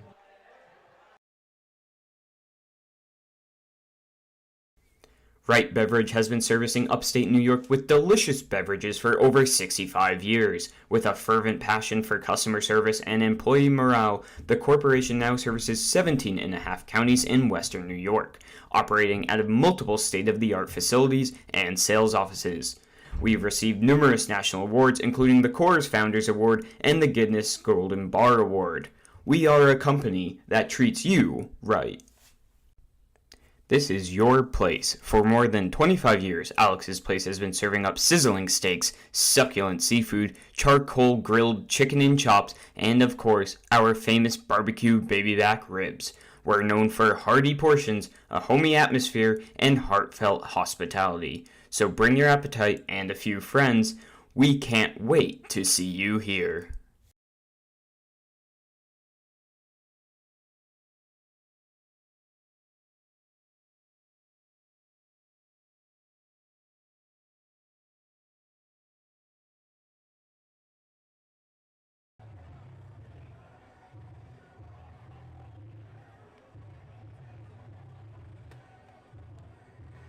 Once again, fans, we're just bringing you back in here early before the bottom of the 5th picks up. We do have a home game tomorrow against the Geneva Red Wings, and in fact, it will be a double header now. First game starting at 5 o'clock, second game scheduled around 7:30, but would start a half hour after the first game. If you want to get your tickets, call the number on your screen or stop by at 9 o'clock tomorrow at our box office to get tickets. It's Stop DWI night tomorrow, again at Dwyer Stadium. Your Muckdogs in a doubleheader against the Geneva Red Wings for more PGCBL action. All right, we step on in back to the bottom of the 5th inning. The Pioneers now looking to respond as they now trail for the first time in tonight's game. Up to bat is the second baseman, Aiden Blake. Jack Nielsen in for inning number 5 of work. First pitch to him, chopped down the third baseline and foul.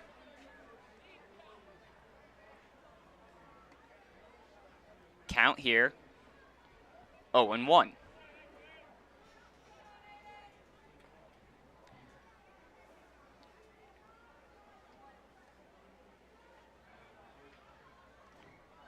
So here's the 0-1 from Nielsen.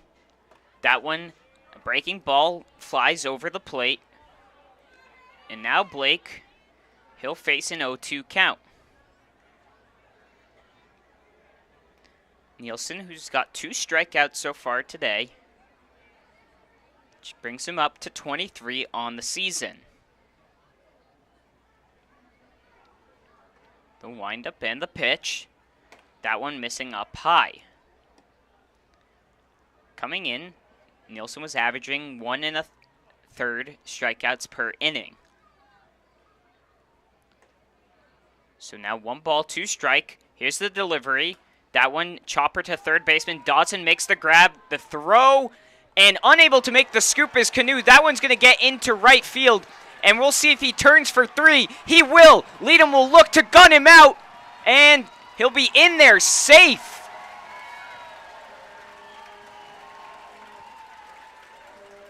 So on the errant throw from Dodson, Blake comes all the way around to third base to score, or to get into scoring position.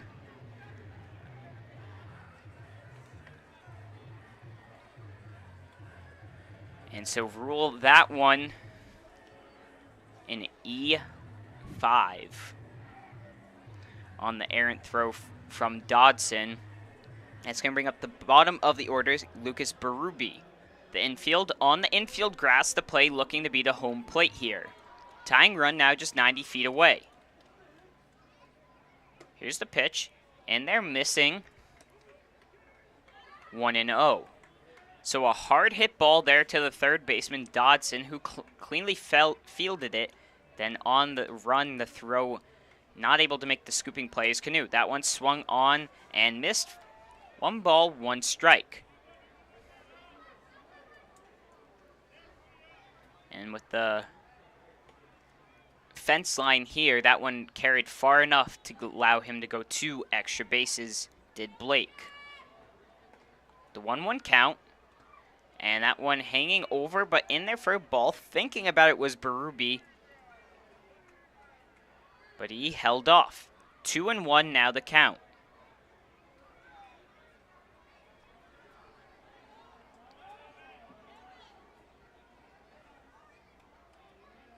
Here's the pitch. That one fouled on back. That's going to even things up now. 2 balls and 2 strikes.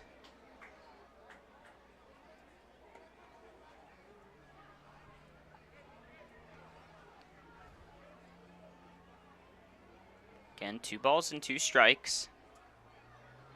No outs. Nielsen settles on in. And here's the delivery. That one fouled back once again. So we're going to go back at it for the 2-2 count once again.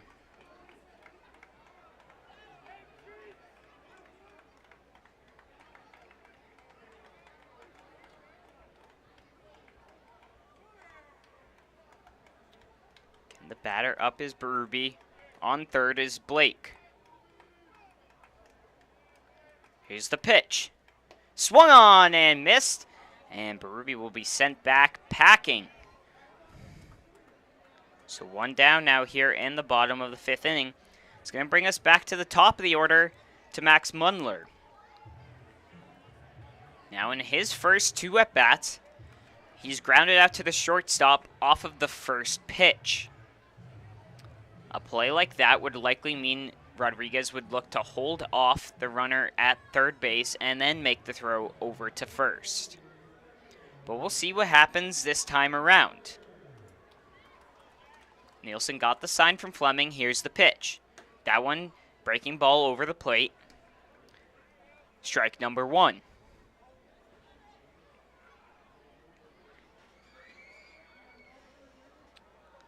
Nielsen checks to third. Here's the delivery. That one swung up and gets passed into the outfield for a single. And that's going to tie the ball game up now here. 3 apiece again. That one was hit towards the shortstop. If Rodriguez was maybe a little bit deeper, they would have got the out there. But again, they had to play on the infield to try and get the run out at home plate. So Mundler gets a single and an RBI.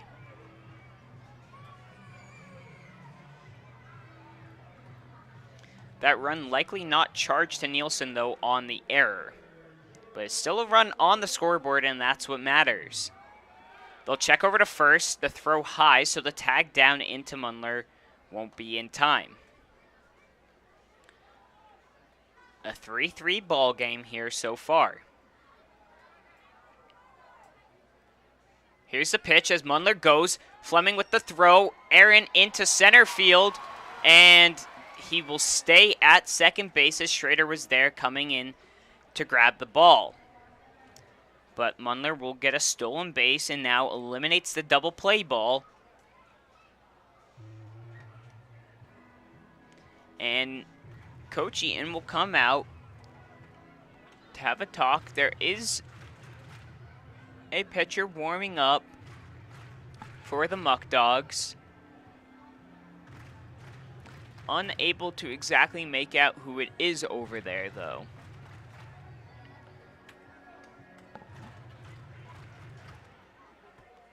The infield comes in just to have a little discussion. Now runner on second, one down, still manageable.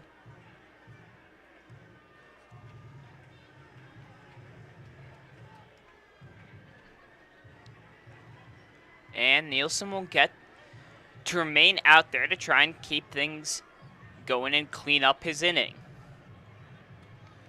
A tied ball game. After what was somewhat of a slow start, it's starting to pick up now here.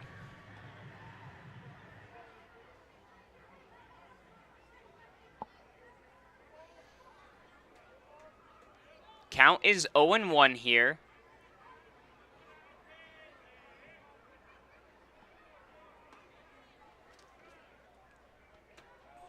To the batter, Olsovsky.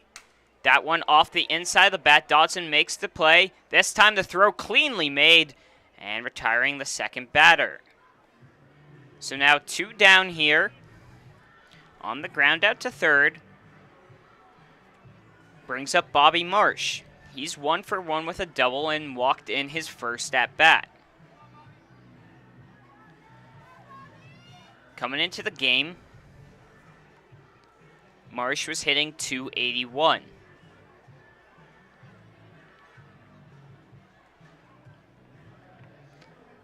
Nielsen looking to escape with a tied ball game here.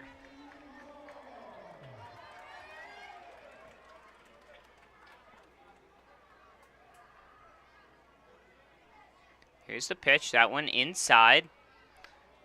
To the left-handed batter, Marsh. Count will be 1-0 for Nielsen with 2 down.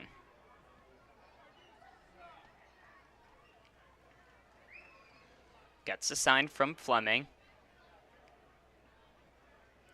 The 1-0 pitch.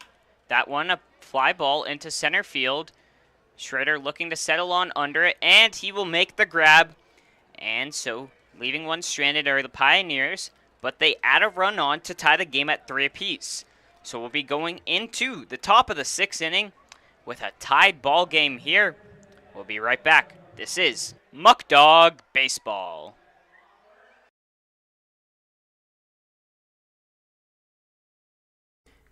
Eli Fish Brewing Company is the first commercial brewery in Batavia in nearly 100 years. We offer a selection of our own house brews along with other New York State-produced beers, spirits, and wines. A full dining menu, large brew hall, beautiful bar, and tons of new friends. Here at Eli Fish Brewing Company, we want to honor traditions and create new stories. We're not just making beer, we're brewing history.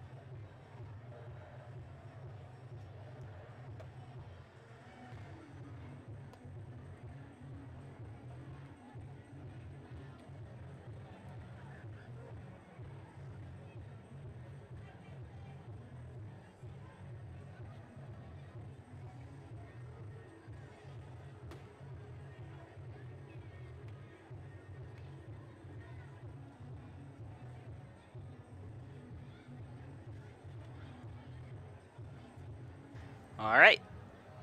It's time for the top of the 6th inning here. Leading off will be Daniel Burway.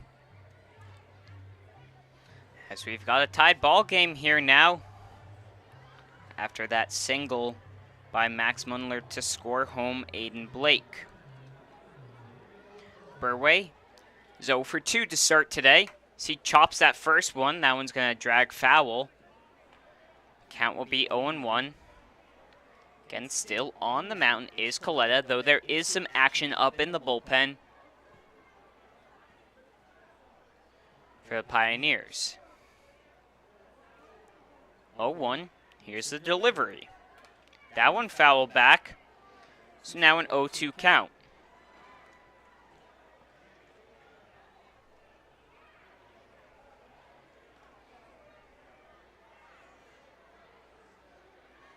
For the Muckdogs in the bullpen appears to be Aiden Cooney, as here's the 0-2 pitch inside in the dirt. Count 1-2.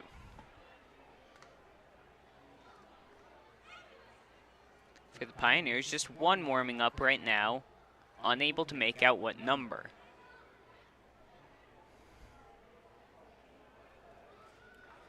But the batter, Burway, facing a 1-2 from Coletta. Thought about that one as it dropped in the dirt. He held off, and they'll check down the first base ump, but he did not go.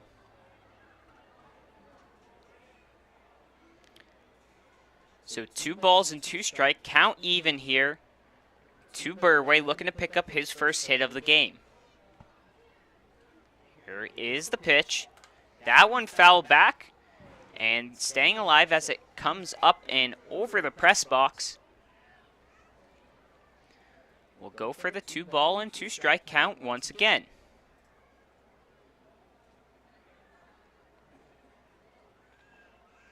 The windup and the pitch from Coletta. That one inside, called strike. 3, a tough one there for Burway to swallow.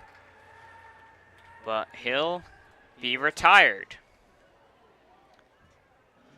That inside corner on the left side.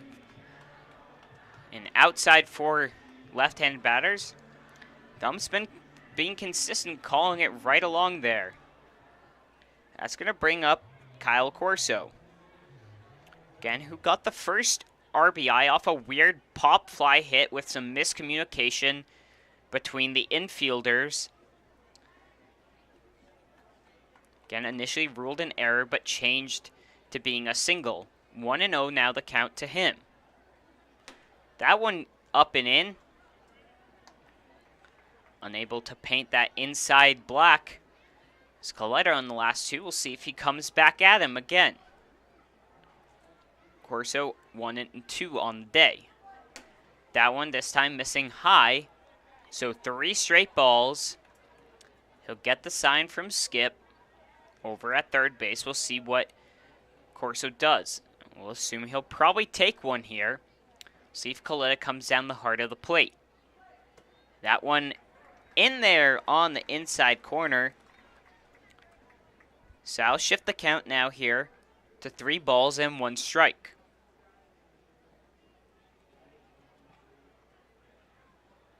So the kick and delivery. That one inside. No. So that one looked to be inside there, but instead a called strike. As Corso was getting ready to walk down to first base, but instead will now have to face a full count.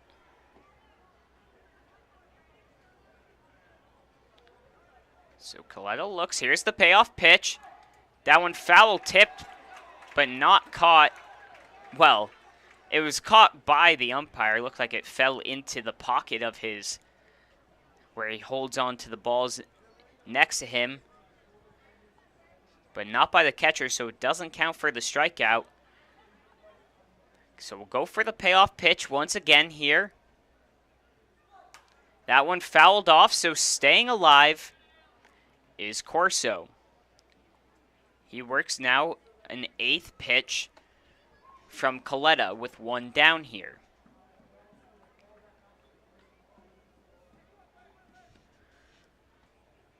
Corso digs back in.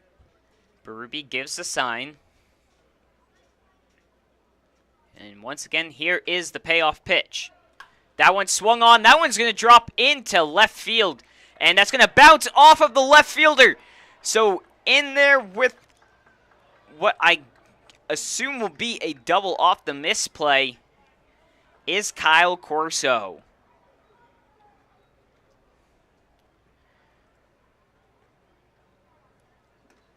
So after thinking he got a walk, instead, he'll be over on second base now, and that's going to bring up Gavin Schrader. Schrader, who's been hot of recently, struggling to start off this game with 2 strikeouts. Let's see if he can kick things back into rhythm and maybe hit in the go-ahead run. Corso on second.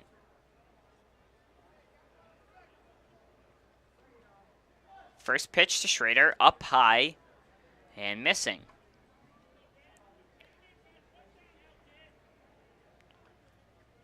1-0 the count.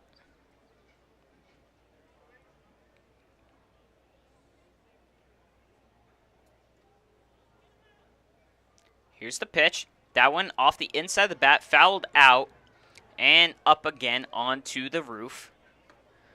That'll even things now here at 1 ball and 1 strike.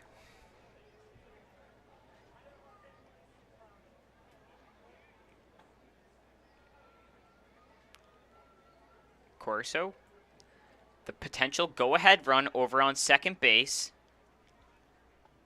Corso will go. That one in there for a strike, but Corso with a tremendous jump, already halfway to the third base bag, and he'll get a stolen bag there. That pitch was in there for a strike, though, so Schrader now facing a 1-2. See if he can put one into play. A deep fly ball is all he needs, but maybe looking for his first hit. He'll foul that one off on the breaking ball, tailing towards the outside corner. Count will stay at 1-2.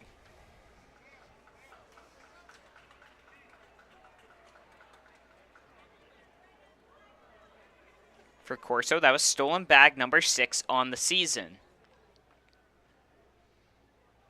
The 1-2 pitch. In there on the outside corner. I'll say the ump's keeping it consistent, but that looks like a solid amount off of the outside corner on that plate there.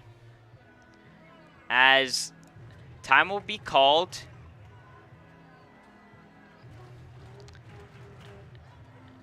As we'll see if a potential pitching change comes. Trey Bacon would be the batter up.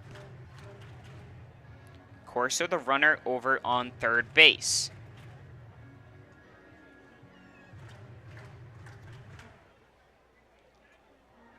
We'll see. Looks like someone was coming out from the bullpen, but not sure if they're actually going to go to him or not. Based on the longevity of this talk, it looks like they're going to keep in Coletta, and they will. So Coletta, a chance to finish out what he started here, what might be potentially his last batter. Trey Bacon, who is 1 for 2 on the day, has the runner over on third base. Coming into the day, Bacon hitting .308. So that first one fouled on back. Count now 0-1.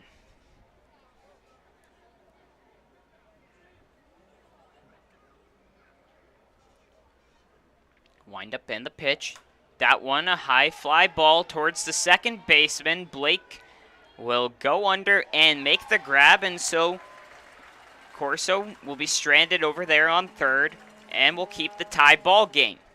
We'll be back for the bottom of the 6th. We'll see if Nielsen takes the mound, or it looks like we'll have a pitching change. We'll be right back. This is Muckdog Baseball.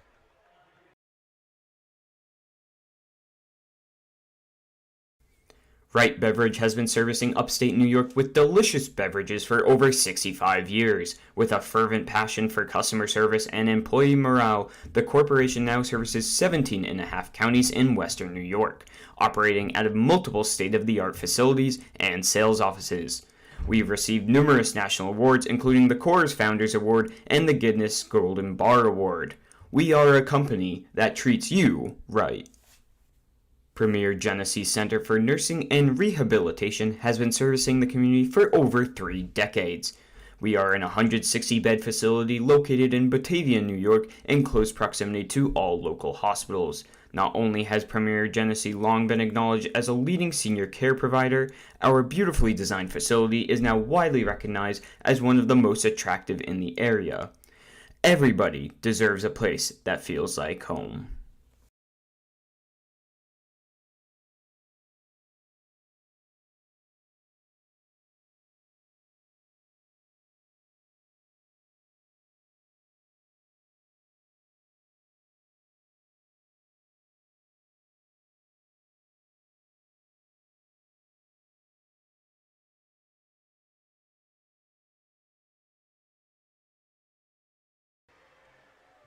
Alright, we're getting ready for the bottom of the 6th here, but before we do so, another change with Kyle Corso. So I know we had one earlier. So his last hit in that last inning right there, that one is ruled a single with an error by the left fielder. So the one where he drilled that one into left field, the left fielder went down for the play, but it bounced off of him. It's a single, and then he reaches second on the error. Still gets the stolen bag as well, though. So a single for Corso, which now makes him have 2 singles on the day and a fly out to left field for those who are keeping track out there of their stats. Just want to get you guys the determination by the scorer. On the mound now is Aiden Cooney, coming in relief for the Muckdogs for Jack Nielsen, who went 5 innings. Nielsen unable to pick up a win or loss here as the game is tied. He did pick up 3 strikeouts though. Aiden Cooney, who's traditionally started games, has played 4 and started 4, has gone 16 innings with 15 strikeouts, currently with a 6.75 ERA. He's got a record of 0-0 though, so a chance to pick up his first win on the season if he goes for a little bit. Leading off here will be Frank Wayman, the DH. Again, the new pitcher on the mound is Aiden Cooney. Cooney from the University of Rochester. Here's his first pitch. That one fired in there for a strike. Again, we're here in the bottom of the 6th in a tied 3-3 ball game. Here's the 0-1 delivery. That one just missing down low. 1 ball, 1 strike. Cooney with the windup and the pitch. That one missing high on the breaking ball.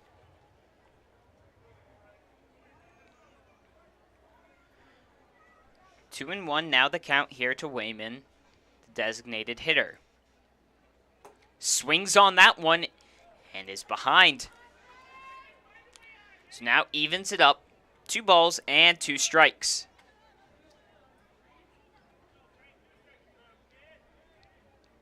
Here is the pitch.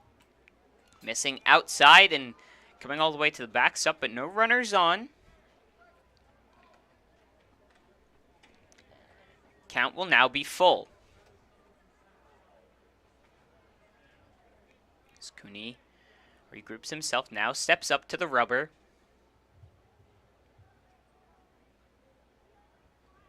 Here's the payoff pitch. That one off home plate and rolling, and Fleming looking and won't make the play as it hits off of the runner, so he'll be in there with a single. That one looked very, it was coming very close. I wasn't sure if they were going to try and let it trickle foul, but instead Fleming decided to pick it up and was unable to make the play. So Wayman in there with a leadoff single. That one a bit of a funky hit, almost worked like a bunt as it chopped off of home plate and rolled along that first baseline. But regardless, that's going to bring up Joe Muzio, who homered off the first pitch he saw last time up in the 4th inning to reclaim the lead. Cooney will step off. And now back in as the runner on first, Wayman. Wayman with 6 stolen bags on the season. Here's the first pitch. That one missing on the outside to Muzio.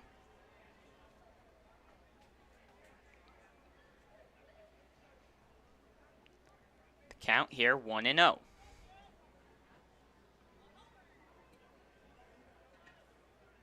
Here's the pitch. That one a potential double play ball. 6-4.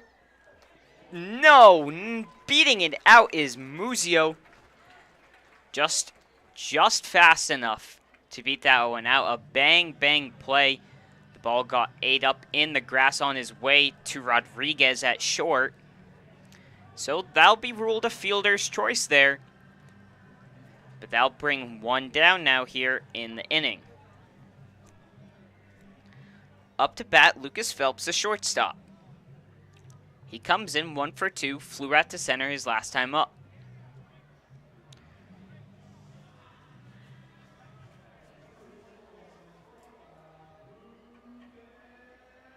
Muzio over on first, got 8 stolen bags on the season.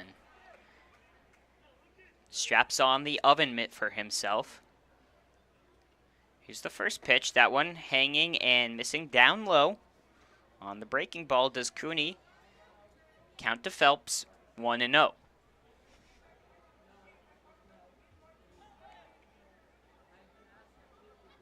Cooney looks over to first. Here's the delivery. Runner goes inside. The throw. And missed is Fry as he tries to apply the tag as he's catching the ball. But a good job by Rodriguez there to back him up. So a stolen bag for Muzio now over on second base. That one was in there for a ball, so count will be 2-0 now here to Phelps.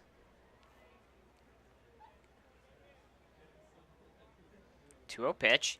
That one a high fly ball towards foul territory. Both Fleming and Canu. Canu calls him off.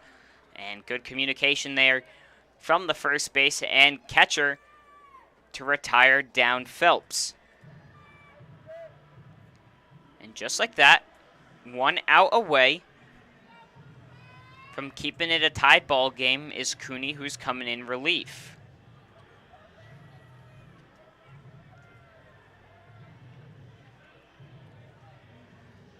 The batter up now, Cooper Smith, 0 for 2 with 2 flyouts.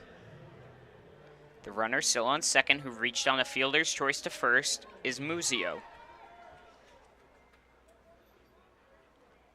Here's the pitch, that one missing outside. Count 1-0.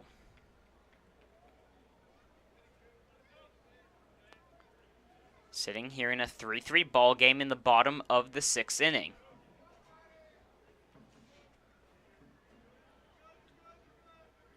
The 1-0 pitch.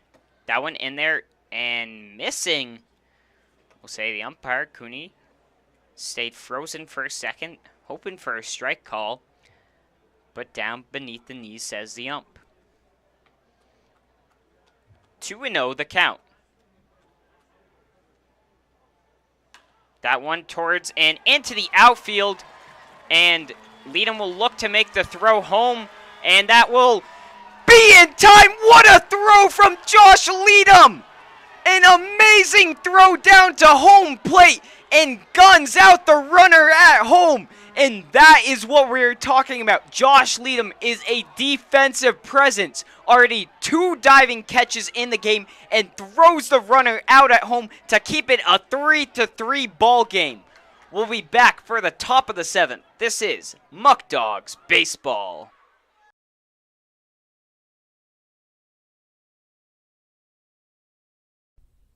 This is your place. For more than 25 years, Alex's Place has been serving up sizzling steaks, succulent seafood, charcoal grilled chicken and chops, and of course, our famous barbecue baby back ribs. We're known for hearty portions, a homey atmosphere, and heartfelt hospitality. So bring your appetite and a few friends. We can't wait to see you here.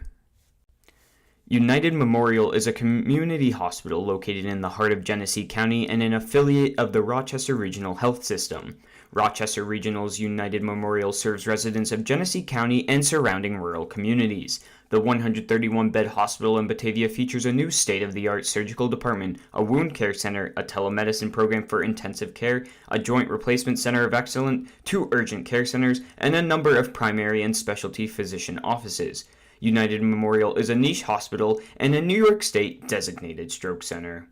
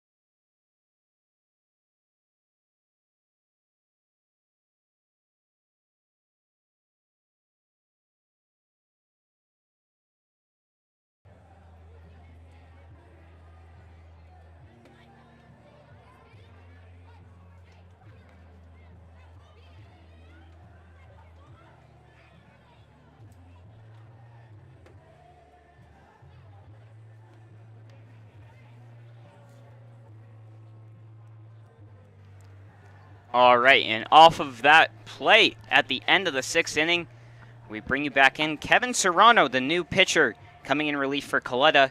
And after that inning, there was a bit of discourse going on between the ump and the manager for the Pioneers, Drum.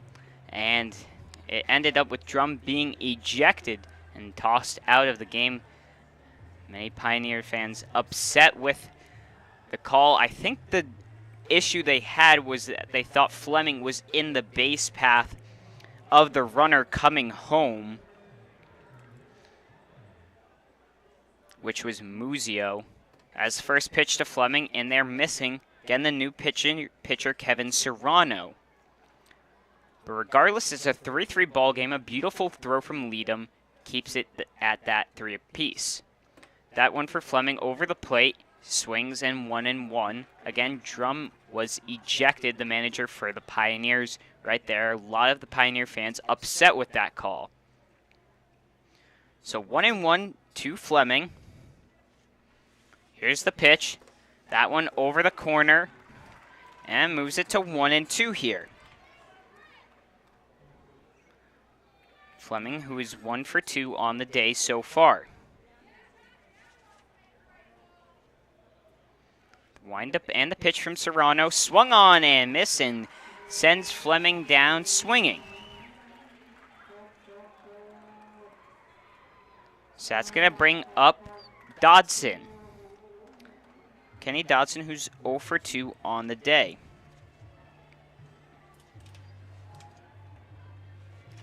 Serrano, this is his 8th appearance.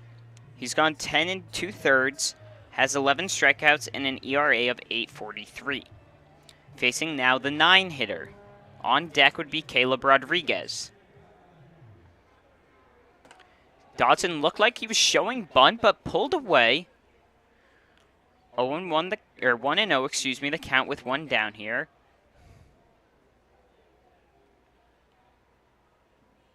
Here's the pitch. Shows bunt. That one popped up and caught by Berube. So Dodson will be retired on a pop-out foul to the catcher.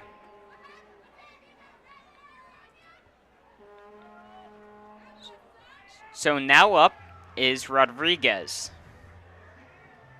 Rodriguez 0 for 1 on the day.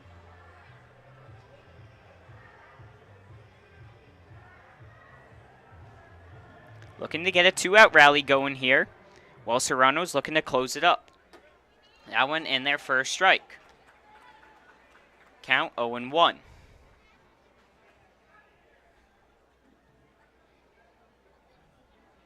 The one pitch, up missing high. 1 ball and 1 strike.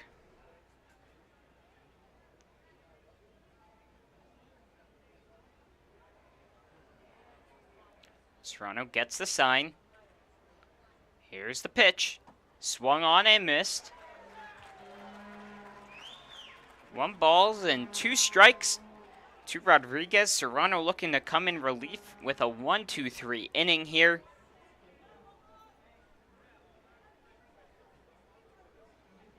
And he'll step off and re-get the sign from Berube. Here's the 1-2 pitch. And swung on and missed.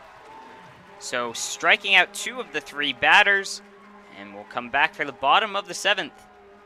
This is Muckdog Baseball.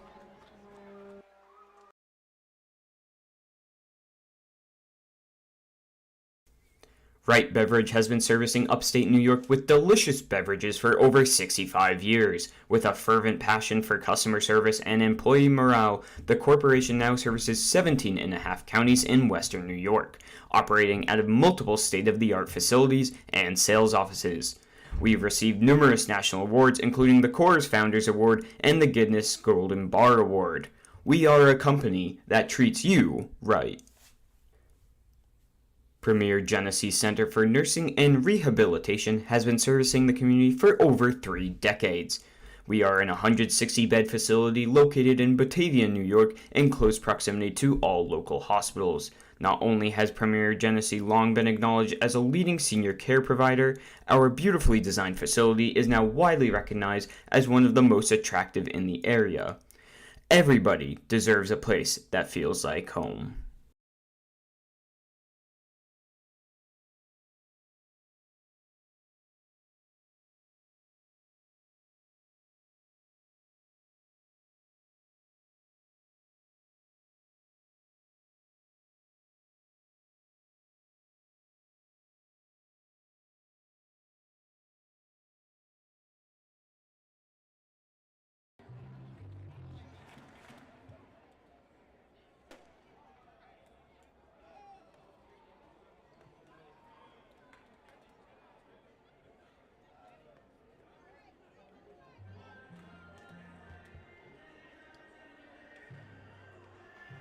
Alright, and we bring you in here for bottom of the 7th action. Still not at 3 apiece, no runs scored since the 5th inning. A 1-2-3 inning performance there by Serrano. Now brings up to bat Ethan Herrera, the left fielder. Cooney on for a 2nd inning of work after coming in relief for Nielsen. That one close up high and in. Count will be 1-0. So right now, tensions are very high here at the stadium. So 1-0 the count. That one again missing.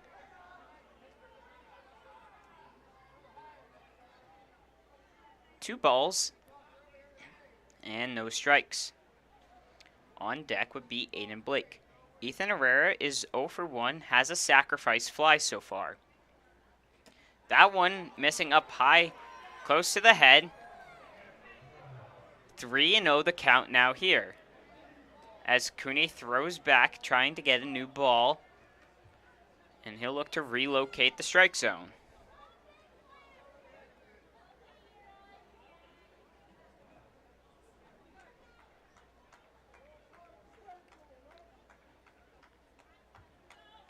So Cooney with the pitch. That one over the plate, and swinging was Herrera. Had the green light there, I guess. 3 balls, 1 strike now. Here's the pitch. That one fouled on back. So Cooney battling back here. And now works the count full.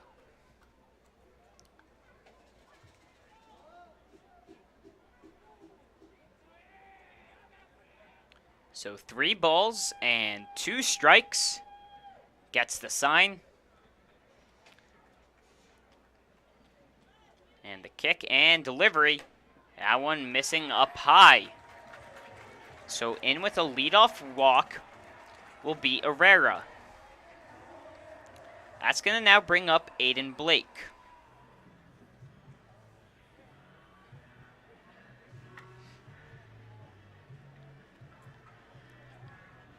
Herrera with no stolen bags yet on the season, but has only had 7 games played.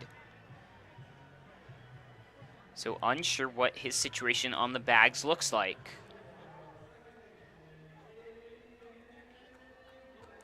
He takes 3-step lead off of first. Aiden Blake the batter. Here's the pitch. Swung on and missed. Count 0-1 here.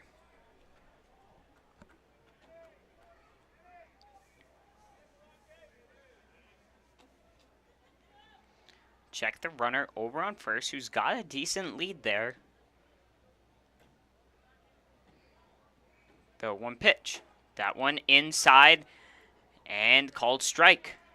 Again, that one's been called there all day long.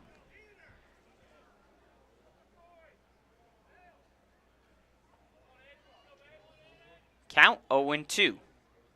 Again, it only seems to have been that left side of the plate, inside for right-hand batters, outside for left-hand batters. It's been consistently called. So both teams dealing with that. Here's the 0-2 pitch.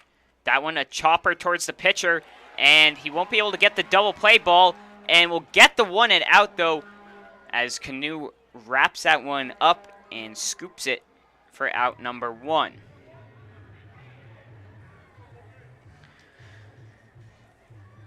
So ground out to the pitcher for Blake is going to bring up Lucas Berube, the catcher. And now on second is Herrera. Again, he would be the go-ahead run, 180 feet from the plate. Cooney with the chance to turn a double play ball, but skipping off of his glove and only getting 1. That one missing on the outside. 1-0 will be the count here. On deck would be the leadoff hitter, Mundler.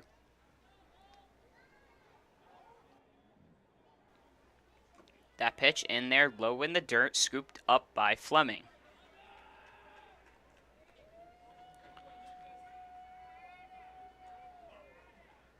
Two and 0 now the count here.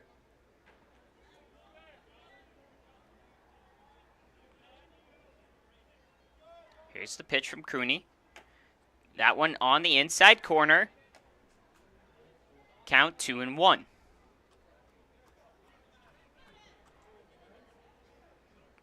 Again, over on second is Herrera. Fry keeping him honest, checking in on him. Here's the 2-1 pitch.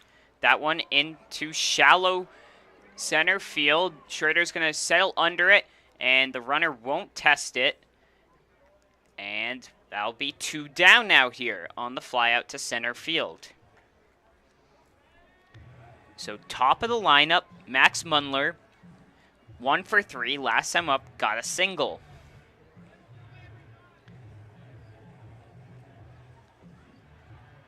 Single could mean a run scored. That could be all it takes to take the lead here. Cooney will look to attack, though, and get a 3rd out and come out still with a tied ball game. First pitch to him, falls on and up high and missing. So 1 ball and no strikes to the center fielder, Mundler.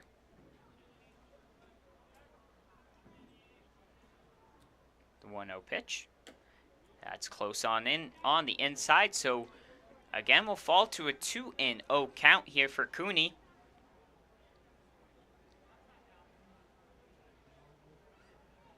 So we're sitting here in the bottom of the 7th. Cooney with the 2-0 delivery. That one fouled on back. Just behind it was Mundler.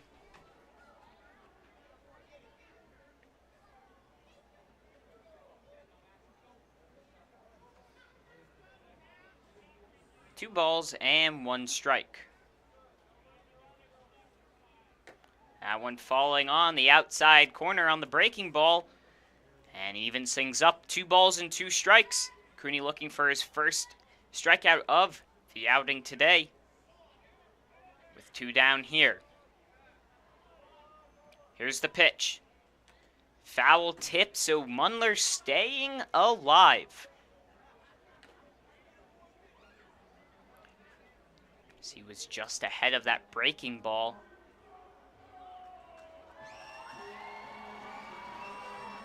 Again, the runner on second is Herrera. 2-2 still to count here with 2 down. Here's the pitch from Cooney. That one missing. Cooney walking off the mound, wanting the strikeout there. But instead, 3 balls, 2 strikes, 2 outs here in the bottom of the 7th. Tied ball game, runner on second. Mundler the batter. Biggest pitch of the game so far coming up here. Here's the payoff pitch. That one misses, so walking the batter is Cooney. That's going to bring up Olszewski. The extra hitter currently 0 for 3. 2 flyouts to right and a ground out to third. Forks out now at third, second, and first base. Cooney will look to battle into another batter. Olszewski looking to get a hit here. On deck would be Bobby Marsh. But the focus on Olszewski right now. Here's the pitch. That one close. And some chin music for him. He'll dance that one off. 1-0 the count. The 1-0 pitch. That one a slow chopper, and it was off of his foot. That's why it took that weird route. And so we'll have the count now 1-1 as Olszewski is walking around trying to shake that one off. A little bit of a limp to him, but he looks like he'll be okay.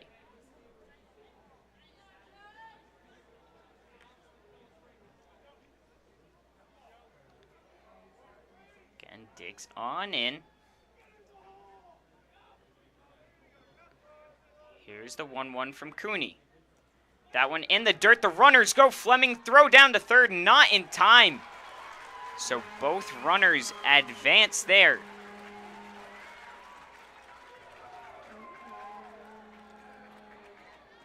So now the force out only to first base. Mundler on second and Herrera on third. One hit could take a 2-run lead. Here's the 2-1 pitch. That one fouled on back into the netting. So another big pitch coming up. 2-2 the count, even with 2 down here in the bottom of the 7th. And a 3-3 ball game. Here's the pitch from Cooney. That one inside but blocked by Fleming. First base is open. Should he walk him, would bring up Bobby Marsh. But a huge pitch now. 3 balls and 2 strikes to the batter, Olszewski. Here's the payoff pitch. Swung on and missed. A huge strikeout for Cooney as he walks off confidently down the mound, keeping the game knotted up, leaving 2 stranded. Huge, huge pitch there from Cooney. We'll be back for the top of the 8th tied ball game. This is Muckdogs Baseball.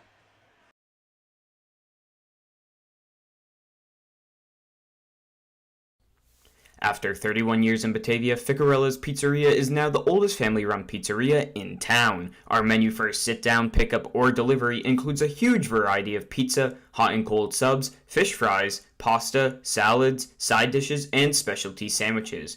Everything is made fresh and with great care. New items appear regularly, as do the new customers who discover the quality food, friendly service, and consistency, which are all an integral part of the Ficarella's business model.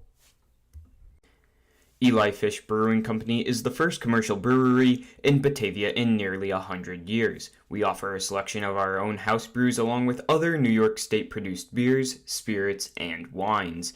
A full dining menu, large brew hall, beautiful bar, and tons of new friends. Here at Eli Fish Brewing Company, we want to honor traditions and create new stories. We're not just making beer, we're brewing history.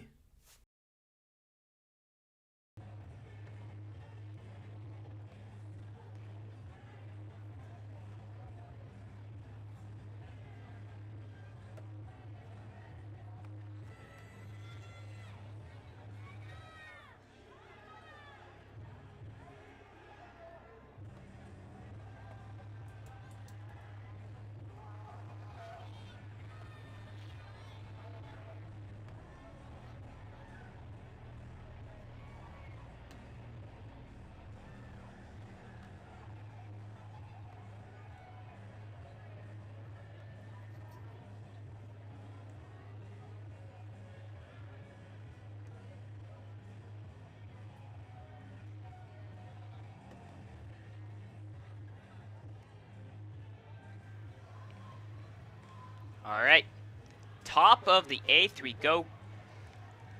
Kevin Serrano still the pitcher for the Pioneers. It'll be 1, 2, and 3 for the Muckdogs, looking to get some action going. Across the scoreboard for the Muckdogs reads 3 runs, 7 hits, 1 error. For the Pioneers, 3 runs, 9 hits, 1 error. Very similar stats. Neither team scoring since the 5th inning. Here in the 8th now. Leadham, the leadoff batter. Swings on that one, and that one's just goes foul as it bounces right before the third base,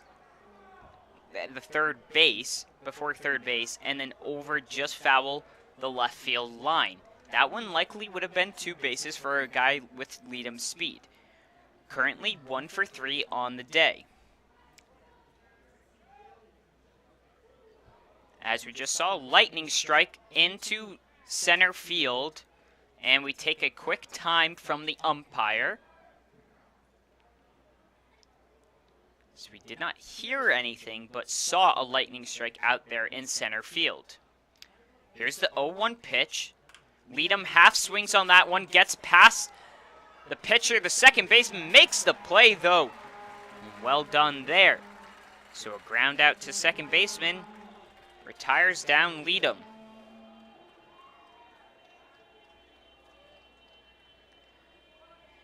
That's now going to bring up Brian Fry. He's currently 2 for 3 with an RBI on the day so far and 2 stolen bags. He'll look to reach base any way possible for the batter on deck, Canoe, to possibly drive him in. Serrano's retired all 4 batters he's faced so far, though. First pitch in there on the outside corner.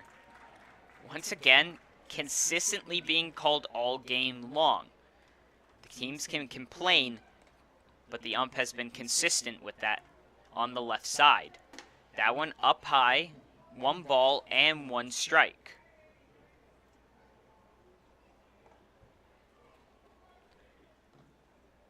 So Serrano looks on in to the sign from Berube. He'll step off to regroup himself, and so will Fry.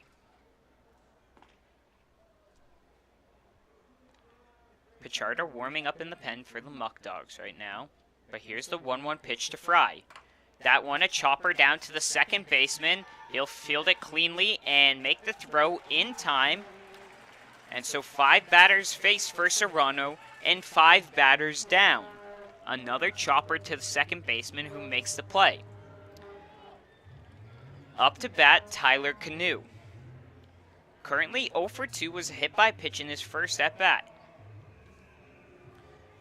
Canoe, who's been a solid hitter throughout the season and consistently working his way to be better and better, coming in, hitting .330 and 31 RBIs. Sees that first pitch up the middle, and he'll get his first hit of the game with a 2-out single. That is hit number 36 on the season, which is second on the Muckdogs roster, only behind Brian Fry, who has got 39. That's going to bring up Daniel Burway. A chance to be huge here. He's 0 for 3 looking for his first hit on the day.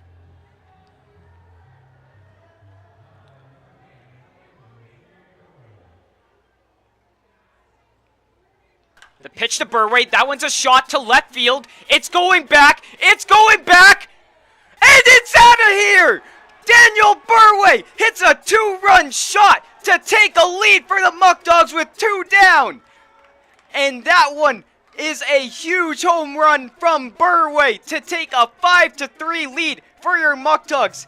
We were saying coming in 0-3 on the day so far. He was looking for his hit. He came up huge in the season opener here and now comes up huge with a 2-run shot into left field.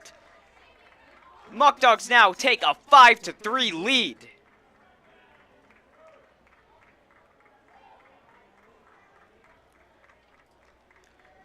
So Serrano retires the first 5 batters he sees.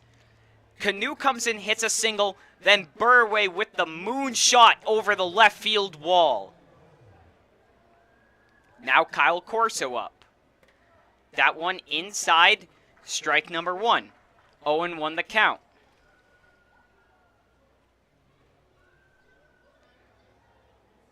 Again, 2 down here in the top of the 8th inning. That one, a high fly ball to center field. The center fielder coming in, and he will make the play and retire him down, but not before with two outs. Burway comes in and hits a 2-run shot. We'll be back for the bottom of the 8th. Your Muckdogs lead 5-3.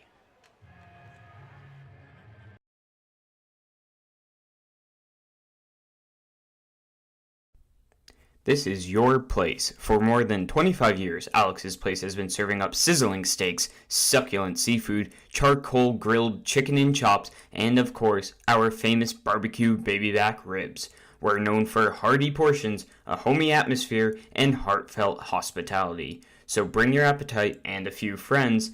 We can't wait to see you here.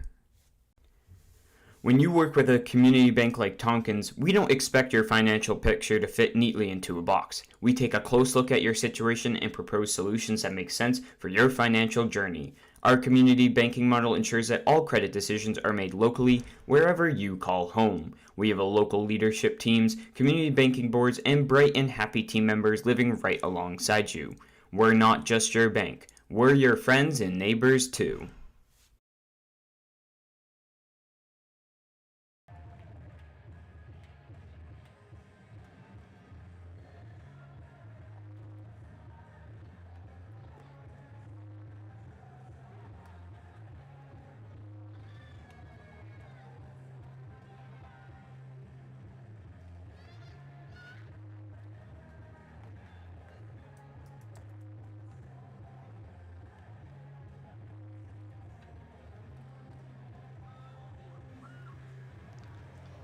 Alright, and we're bringing you back in here for the bottom of the 8th inning. Due up are the 3, 4, and 5 hitters.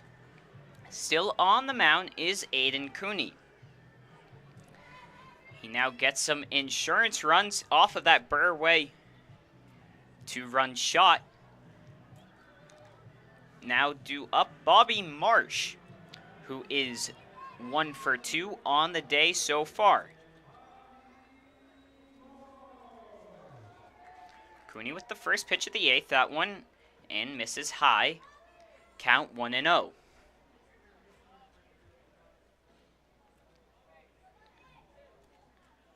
Marsh has got a double and a walk so far for reaching base on 3 at-bats. That one misses out wide. Count now early, 2-0. There was a chance for them to come back. They would want this heart of the order 3-4-5 up. The fans getting into it now. Here's the 2-0 delivery. That one chopped back. And it'll be 2-1 now. Last at bat was in the 5th. He flew out to center. Coming into today's game again, Marsh hitting pretty well. Saw 281. 2-1 pitch. That one swung onto the shortstop, Rodriguez. Unable to make the full extension play. Getting just the edge of his glove to it. A good effort there, but just not enough on the hard hit ball by Marsh. Gets them a lead-off single. And will bring the tying run to the plate, Frank Wayman. So Skip taking time to take a visit to the mound. Pichardo was warming up. We'll see if he comes in now in relief for Cooney. And he will. So we're going to have a pitching change. It's going to be Julian Pichardo. We'll come right back. Just a quick word from our sponsors.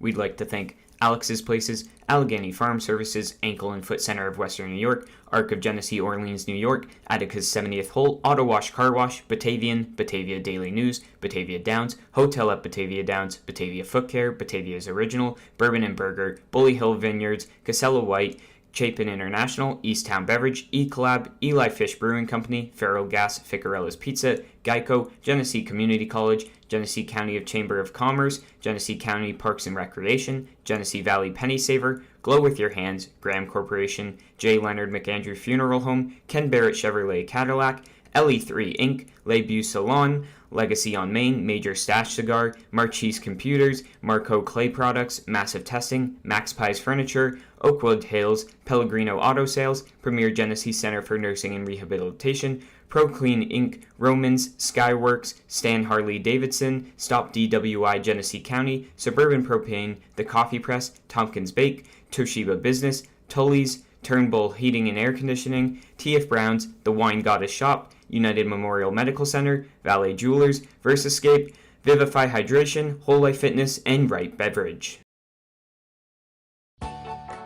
Muckdog fans, who's ready for Margaritaville? Saturday, August 20th, Dwyer Stadium turns into the biggest beach party around. Parrot Head, Jimmy Buffett Tribute Band will be playing all your tropical and beach favorites. Specialty drinks, lays, and fun in the sun. Stop by the box office or call 585-524-2260. Muckdog fans, ZBTV, the Zach Brown Tribute Band, is coming to Dwyer Stadium on Saturday, September 3rd at 7 p.m. Hear the world's greatest Zach Brown Tribute Band. Stop by the box office or call 585-524-2260.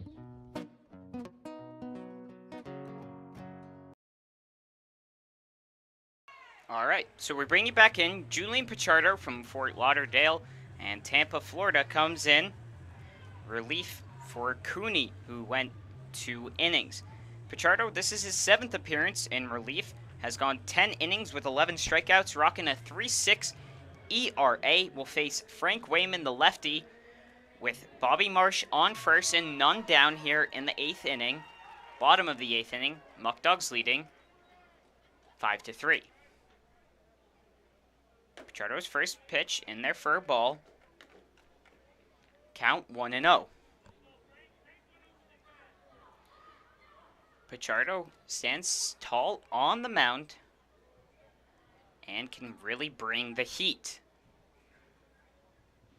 The 1-0 pitch. That one fouled on back. That'll even things up now for Wayman.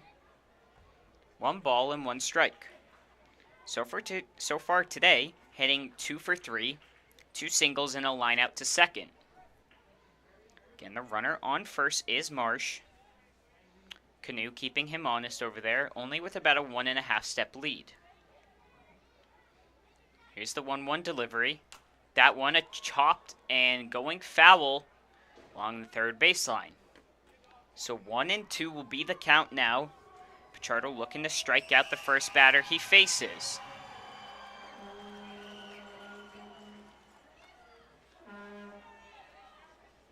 Rubs up the ball a little bit, get a grip on it. He looks on in for the sign from Fleming.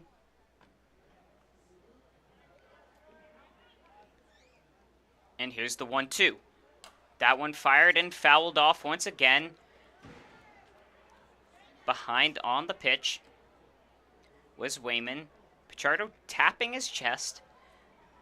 Makes me believe he just missed the spot he was looking for that Fleming signaled to him. So he'll look back in once again for the 1-2 here. Here's the pitch. That one swung into left field. Burway sending back in. Makes the grab as he backpedaled towards that one. And they'll retire one down now here.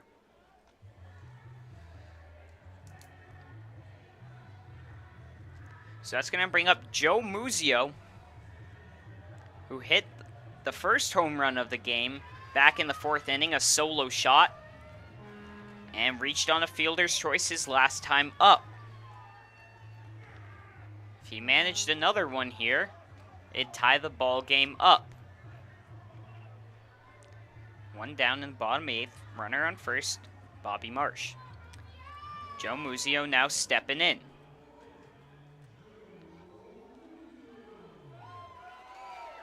First pitch of the at-bat, swung on and missed. Ahead of that one was Muzio as Pichardo came at him with the first pitch off speed. 0-1 the count.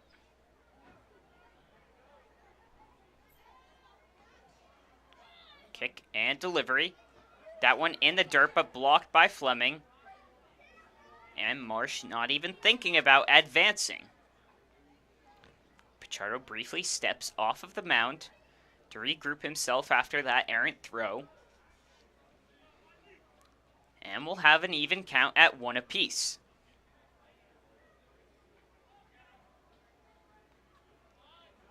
Here's the 1-1 pitch. That one a high fly ball in foul territory. Dodson's looking to settle under it. He'll make the grab. And now 2 down here in the 8th.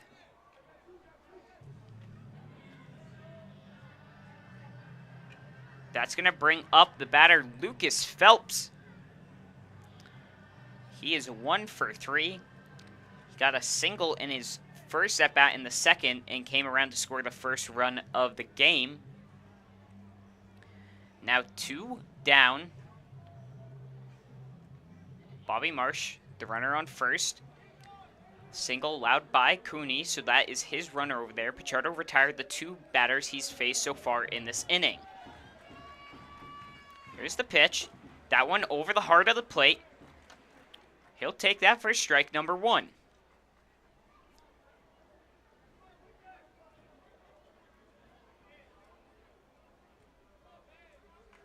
Pichardo settles on in. The 0-1 delivery. That one missing.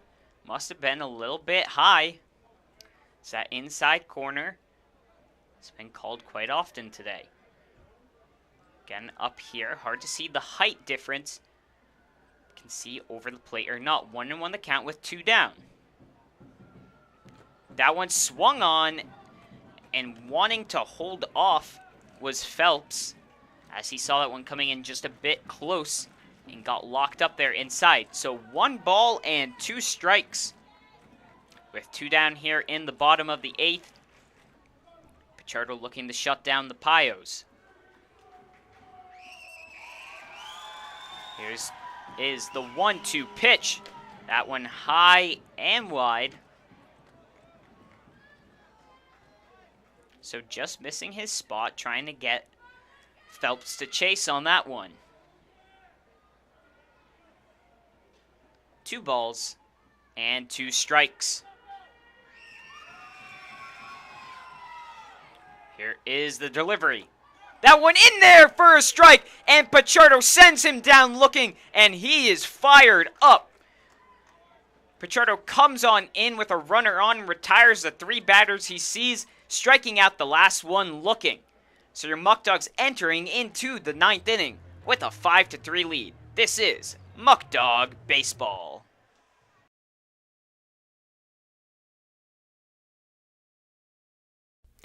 United Memorial is a community hospital located in the heart of Genesee County and an affiliate of the Rochester Regional Health System. Rochester Regional's United Memorial serves residents of Genesee County and surrounding rural communities. The 131-bed hospital in Batavia features a new state-of-the-art surgical department, a wound care center, a telemedicine program for intensive care, a joint replacement center of excellence, 2 urgent care centers, and a number of primary and specialty physician offices. United Memorial is a niche hospital and a New York State designated stroke center. Fans, are you looking for great candies and chocolates? Visit Oliver's Candies located in Batavia, New York, or on the web at www.oliverscandies.com. When you purchase a box of Oliver's chocolates, you will always get the best tasting, most mouth-watering chocolate you have ever eaten. Visit Oliver's Candies.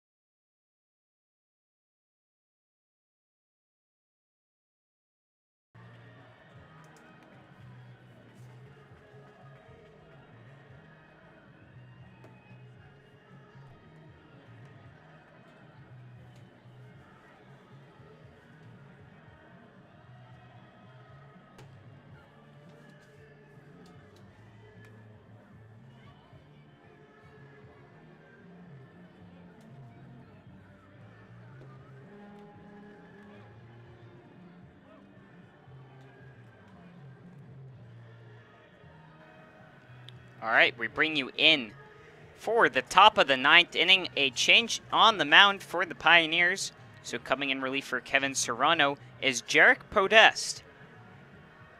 Podest making his 9th appearance. He's gone 12 2/3 and 11 strikeouts and a 7.1 ERA. Leading off for the Muckdogs is Gavin Schrader. He struggled a little bit today, coming in with a 3.75. But 0 for 3 with 3 strikeouts. The pitch from Podest, that one's going to bloop and just foul down the third baseline. Podest, who looks like he stands pretty tall, long legs. Get a second look at that windup from him. It looks a little bit unconventional from the right-hander. As 0-1 here, we'll see to Schrader. Here is the pitch. That one swung on and missed on the outside corner. So 0-2. Looks like Podest somewhat comes up over his head as he does his windup. Here's the 0-2 pitch. That one fouled off. Count will remain 0-2 here.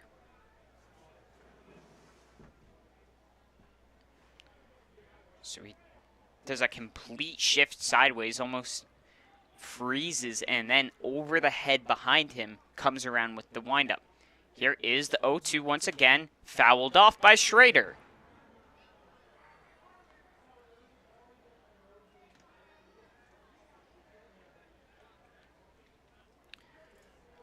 To the count here.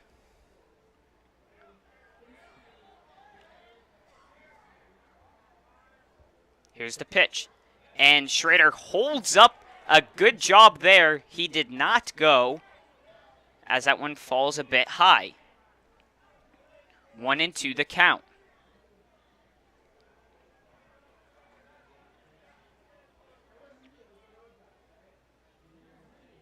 So the windup and the pitch on the 1-2. Chopper up and grabbing it is the pitcher. He'll flip it over to the first baseman and retires down the first batter. Now up, the extra hitter, Trey Bacon. 1 for 3 on the day. And as of right now, it looks like Mohawk Valley is leading 12-9. If that result holds up in this one, Muckdogs would take sole possession of first place. That first one in there on the inside corner, count 0-1. Again, we'll try and keep a close eye on that one, but first the Muckdogs have to handle their business. As that next one, foul tipped and caught, 0-2, Bacon jumping. A little bit of frustration on that one, as I think he really wanted that one right there. Here is the 0-2 pitch. That one a chopper again to the pitcher. He'll flip it over. And that'll be 2 down now quickly here in the top of the 9th. That's going to bring up the catcher, Mitch Fleming.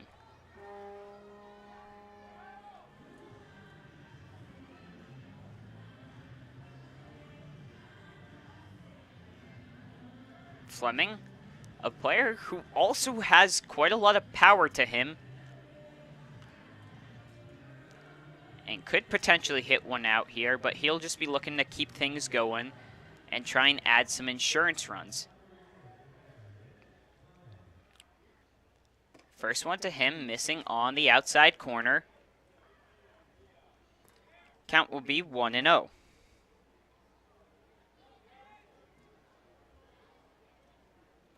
Windup and the pitch, swung on and missed. So now 1-1 the count here.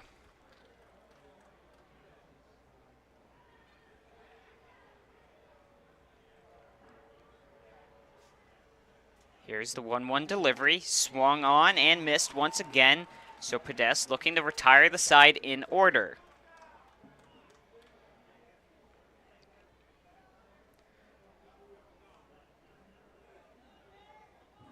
One and two. Chopped down the third baseline.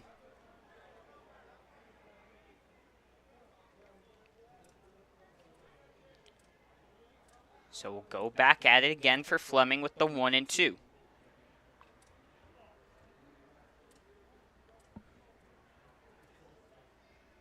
Here is the pitch. That one a chopper. Once again, guess what? The pitcher, he makes all 3 outs himself. And so the Pioneers now need 2 runs to keep things going here. We'll be back for the bottom of the 9th. Your Muckdogs look to close it out. This is Muckdog Baseball.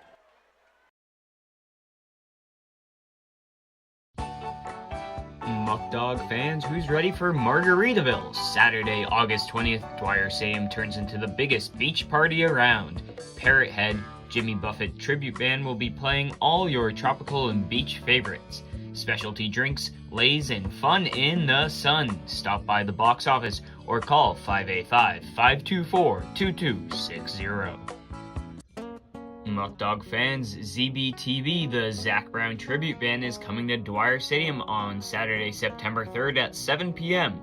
Hear the world's greatest Zach Brown Tribute Band. Stop by the box office or call 585-524-2260.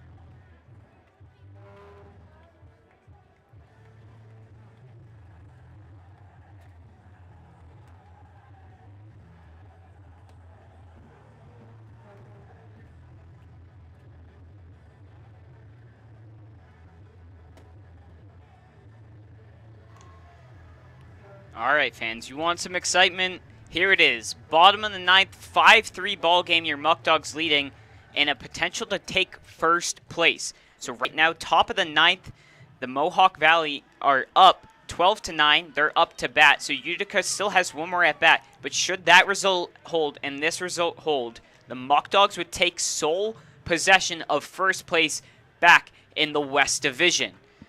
But first they need 3 more outs. Pichardo back on the mound, looking to shut down the 7, 8, and 9 hitters for the Pioneers here. Up is Cooper Smith. That first pitch, and they're missing on the inside. 1-0. Smith 1 for 3. Last at bat was in the 6th, where he singled. On deck would be Ethan Herrera. The 1-0 pitch. That one, a chopper to first base. Canu fields it and will take it himself and retire down Smith, who was hustling down that first baseline.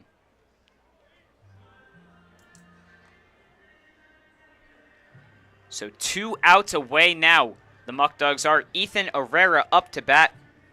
He's 0 for 1. He had the sac fly in the 2nd inning and walked in the 7th and struck out back in the 4th.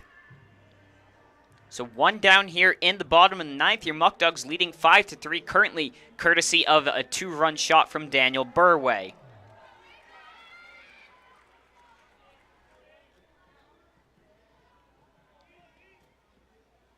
Here's the first pitch, and that went in there for a strike to the batter, Herrera.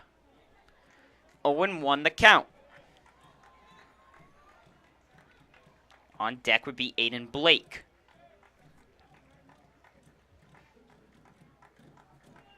The 0-1 pitch. Thinking about that, but holding off was Herrera on one up high. 1-1. Chardo gets the sign. Here's the 1-1 delivery. Swung on and missed.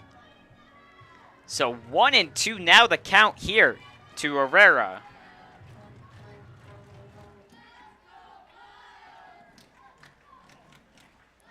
Again, looks in for the sign, does Pichardo.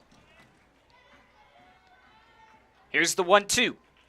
Swung on and missed, one in the dirt. Fleming picks it up, makes the throw, and retires down the batter. So the Muckdogs 1 out away from finishing off this game. And up to bat now is Aiden Blake. He is 1 for 2 with a single, also reached on an error and came around to score.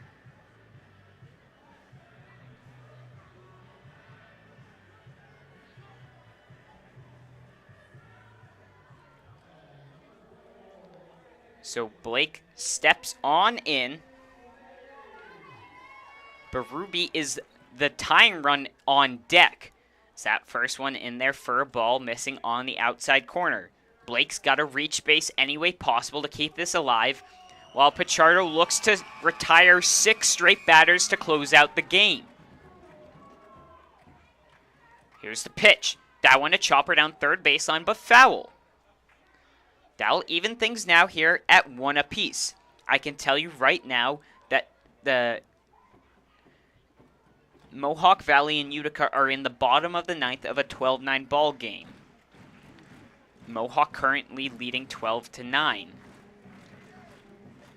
But right now, 1 ball, 1 strike, and 2 outs for the Muckdogs, currently leading 5-3.